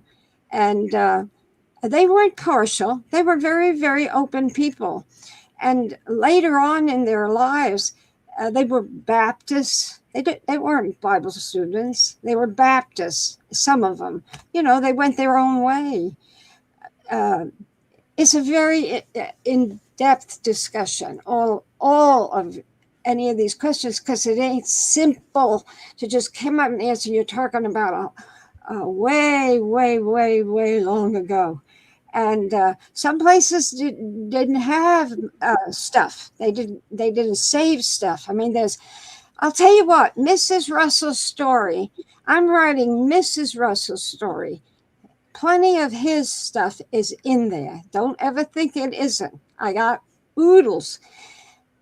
And I'm trying to be accurate. I'm trying not to take sides, show any favoritism. It's an extraordinary story, I can tell you that. It's got murder. It has crime, other crimes, lying, sex, and no sex.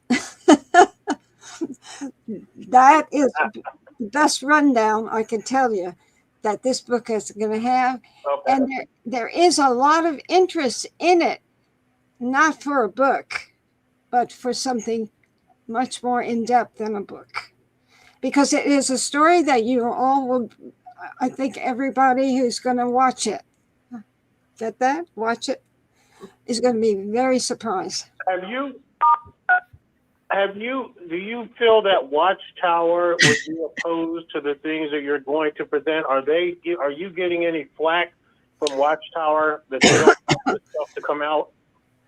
The honest truth of the matter is Watchtower has never given me flack. Nada. Not over anything since I've left the organization. I had a good relationship with all of them, and most of those men were decent people. They were just in love with something I wasn't in love with anymore. They had their whole lives were tied up with the heirs of the original Watchtower people. So, but after I left, no, I've never had any flack. I don't think they will have any flack. Remember, I have put out stuff on Russell in the past. I've also, when I was at headquarters, the interesting thing about the history of the divorce, for instance, Carl Adams, many of you will know that name. He was the supervisor of the Proclaimer's book, and I worked for him. And So he gave me the divorce. Now, when I had the divorce in my hand, it was 400 pages. It's not that it was 400 days. It was 400 pages because it was double spaced in a transcript, a court transcript. I also have the small book, which has the entire divorce, including something I don't know who could possibly have it. It was a gift to me from a Bible student, a head of a Bible student many years ago. It's got the entire divorce, including the judge's entire remarks to the jury. Nobody has that. Watchtower probably has it in their archives. It is as precious as could be because he says things in there to the jury that clears up a lot of problems. And I can't say that anybody's going to say to me that this is problematic of my putting the story together, because of those men today, most of the ones that I dealt with then are all deceased. So why should they have, not around to be problems? Also, I can prove everything I say. They don't take me on because they know that I can prove what I say. I've been doing it over years.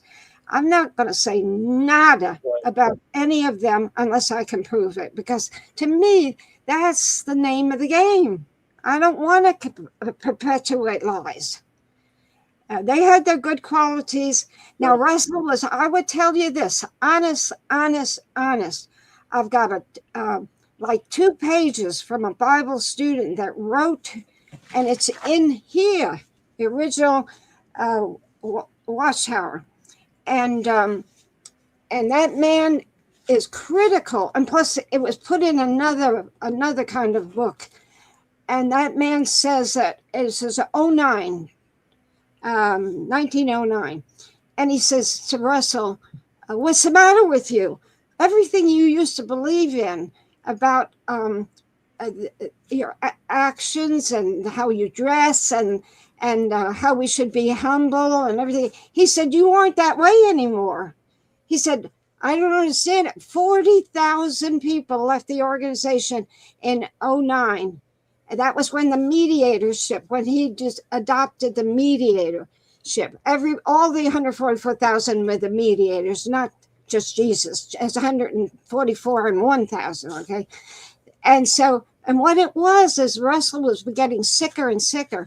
I think Russell, now, I got to tell you, I think he had a disease. And he was really mentally ill. I know the disease he was suffering from as a young man. He talks about it. I have the grave certificate. Nobody's got the grave certificate. The certificate for the death certificate, it doesn't exist. And if Watchtower has it, I doubt it. And I have reasons to doubt it because nobody cared at one point about Russell. And so they didn't save anything. They had nothing in the archives until they decided to do the history, which eventually was the Proclaimer's book. Anyway, by the time 1909 came on, this man was mentally ill. And he was wearing during the daytime, he would be in the best of everything, in the best car when the cars were brand new, the new inventions and things like that. He wore the hat, the high hat, the tuxedo during the day. And that's what he was being criticized for. And then, of course, adopting the mediatorship, his organization was just about ready to hit the ground. There was only a few thousand in 1918. I have it pasted on my wall here, right out of the Watchtower. There was a 2,000 something. I could get up and get the figure, but it's going to be in the book. In 1918, 3 years after he died, he died in 16, 2 years after he died, 3. Anyway, whatever. There was only a few thousand kingdom proclaimers in the whole world. That's how, when Rutherford took over, there was not very many people who followed Russell. And he was a very sick man when he died. He suffered a disease. He named the disease over and over again. I looked up that disease. I bought books on those years and that disease. And you'll all be shocked what I think. Russell, when he was 16, he was raised a Presbyterian, and 11 years old, he was assistant to his father in the grocery store business. Also, he was in the clothes business, men's clothes, haberdasher. So he was he converted on his own to Congregationalist. And then for the year when he was 16, he had no religion. And then by the time he was 17, and then he started to get back in. Remember, he was writing about health, reading hellfire stuff on the sidewalk. And then he heard a lecturer speak, and he went in and he started getting interested in the Bible. He hated the teaching of hellfire, and that's why he claimed he left it. But there is also another reason that I suspect, and it was at the age of 16 what he got into, because the disease he had, very, very rare for women to have. Men to have. Women had that disease, not many men. And so that's where research comes in. The more research you do, it clears up this and it clears up that. But I want you to wait for the book. And if I don't survive to do the book, I've got someone else who's going to do it. Finish it.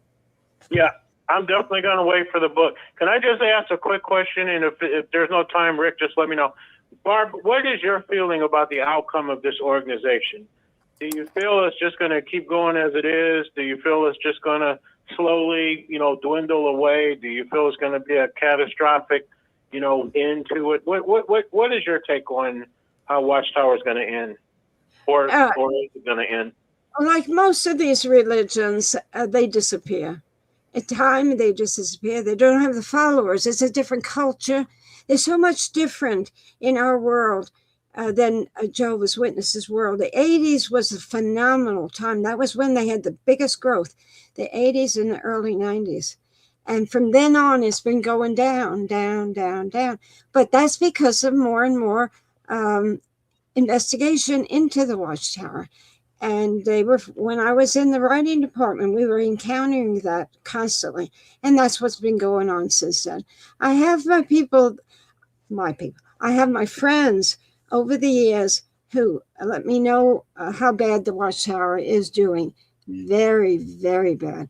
This whole money thing in Ireland and all of that, that isn't what you see is not what you really should believe, because they're not. Do you think that the $100 million lawsuit against them is going to hurt them pretty bad? Well, let me tell you, there's a lot of information on that. I wrote to one of the women this past week who's putting a lot of that information on the internet or my cell phone on stuff as it's coming out. And so I inquired about this, and I'm at the point that I can't really tell you an answer. It's so long. I was on the phone for hours when I was listening to about this. This comes out of Brazil. It's filed in New York. There's a lot of things that don't make sense in there. Plus, on the net, there is a man, and he is giving a talk, and he's the world's expert on all of this stuff, except for the fact that he isn't talking about the same case. He's talking about an altogether different case. And there's also a third case that gets mixed up in this. It's people who are picking up information, don't understand the whole case. You know, there was what you guys don't know. There was a case settled just a few weeks ago, and that was a big case, but nobody knows. I know because of circumstance. I dealt with that child, that person who was abused by her grandfather in 2003 or 4, right in there, and. So they got that case mixed up, and it was just finished. And she took a settlement. What Watchtower wants to do is they hate this, but they're trying to settle so they can take the news off of them. And so this case is coming out of, as I said, Brazil. Then there's another case that was just settled in Australia.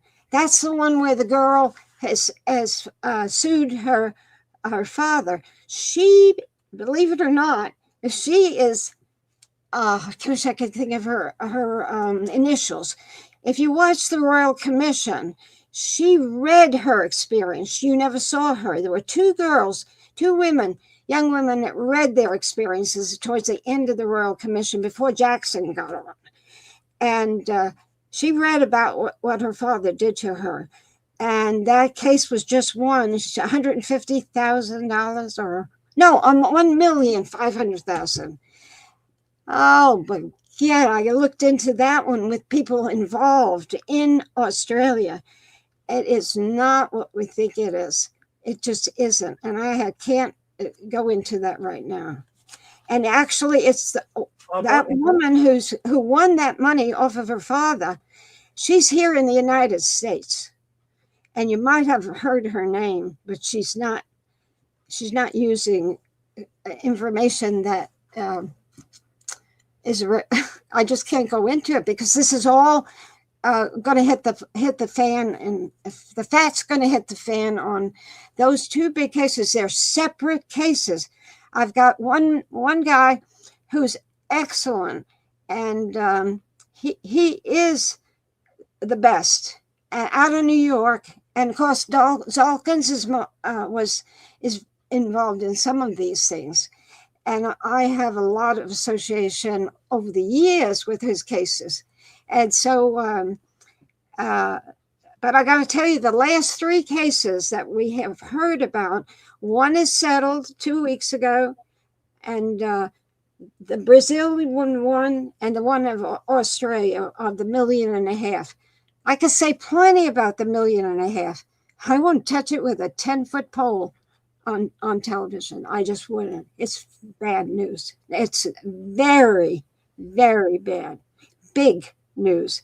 The cheating and the kind of things that have been going on behind the scenes is remarkable to, I've been involved in these cases behind the scene for over 20 years. You just don't know. I put a lot of stuff on my website on the original cases, but I put a lot on 2008, and the cases came from 2001 and 2.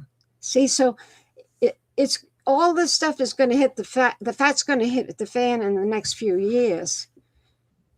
I hope. Well, Barbara, do you have any? What do you think the outcome? Barbara, do you have any information? Do you have any information on the young lady that was molested right at Bethel by her stepfather? He was some sort of videographer. Absolutely, I was with her. I recommended her to the lawyers. She contacted me. I've known her for years. I still know her, and at Bethel, I know all the circumstances. The man, her stepfather, and at nighttime, when the mother was an alcoholic, and when she would go to bed, they lived right there in Orange Street. That the streets right there by 20 right there where the home the original Beecher's home, and then this way where the offices were. Anyway, they had an apartment on there's 3-story apartment, and they had a nice apartment. Anyway, when the I talked to that gal long before she ever went to court. And so she's a little girl. I have a picture of her, and she's standing with Freddie Franz. She knew them all.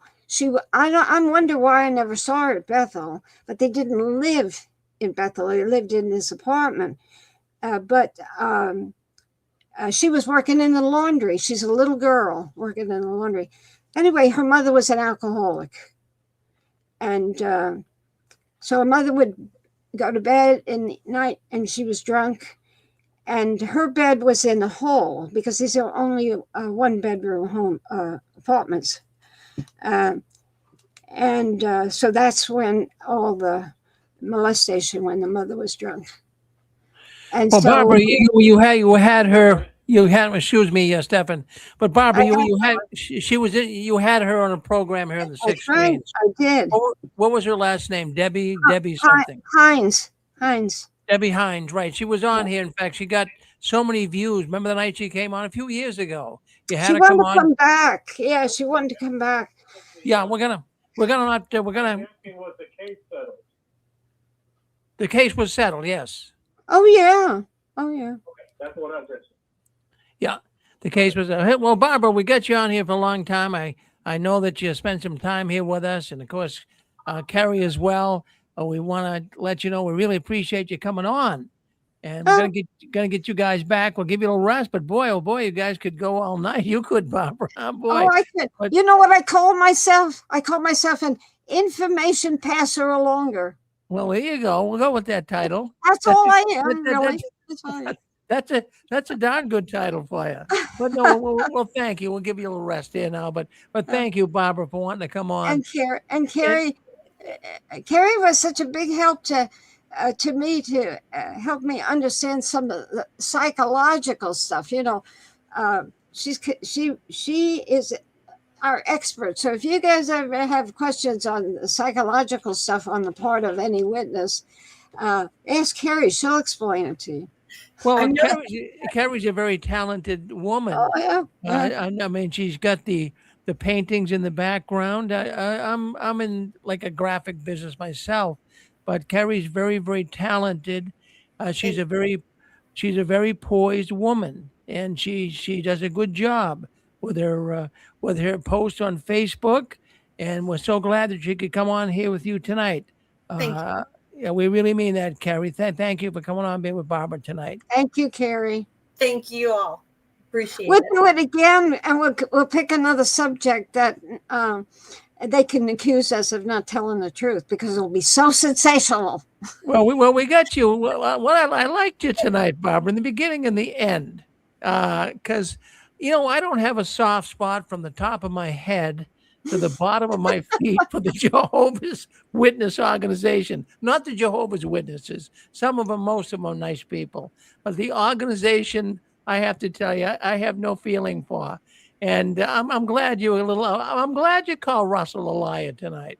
That made me happy because he was. He was a con man, Oh, sure. But thank you. You compare him, the pages and pages I have of what he did, what a liar, and how he treated her. The worst divorce case, he didn't beat her. He didn't beat her psychologically. He was going to put her in an insane asylum when she left. Yeah. In the middle of the night. Well, we're looking forward to you telling the whole story. And maybe you can do it here on the 6 screens. Yeah. Maybe you could do it here and let your story out because you have a lot of information that people would really love to know, Barbara. Yeah. Listen, I'm going to cut you loose. Kerry wants to get to supper. I think you live in California, Kerry, do you? Yes. Yes, you do. Yeah. So she's 3 hours behind. Mm-hmm. So she wants to probably get something to eat. You too, Barbara. I'll tell you what. You're like the ever-ready bunny. I already ate, so I could stay for another 10 hours. We wind you up. We can't. I don't know where you get your energy, but okay, Barbara. You guys just keep cranking away with it. And when you're ready, we'll come back on again with one of your programs, Barbara. Whenever you're ready, let Hey, me I know. got Okay? another one, a really good one. And so make an appointment for me and I'll tell you all about the Atlantic. All right. I'll give you. Atlantic magazine. When you I'll- hear about the Atlantic magazine, you're going to be shocked. Well, about I'll give you a call next week or so and get you on. Thank you. Keep the wheels moving. Keep the wheels moving. You're Thank welcome. you. Good night. Take care. Thank you, everybody. Thank Bye. you. Well, there you have it. My goodness. Well, that's Barbara Anderson, Kerry Kaye. We're glad you could come on tonight. So, friends, thank you for coming into this program. We're always glad to have Barbara come on. Everyone knows her. She's done a lot of research on the Watchtower, and we learn a lot from Barbara. So we appreciate that. We appreciate Kerry coming on with her. So stay with us. We're going to JW World News. That's the news the Watchtower doesn't want us talking about, but we're going to talk about it tonight right here on the Six Screens Telenetwork. So let's end this right here, right now. And for those that called into the program, thank you. We really appreciate that. That means an awful lot. All right. Stay with us. Stay on this channel.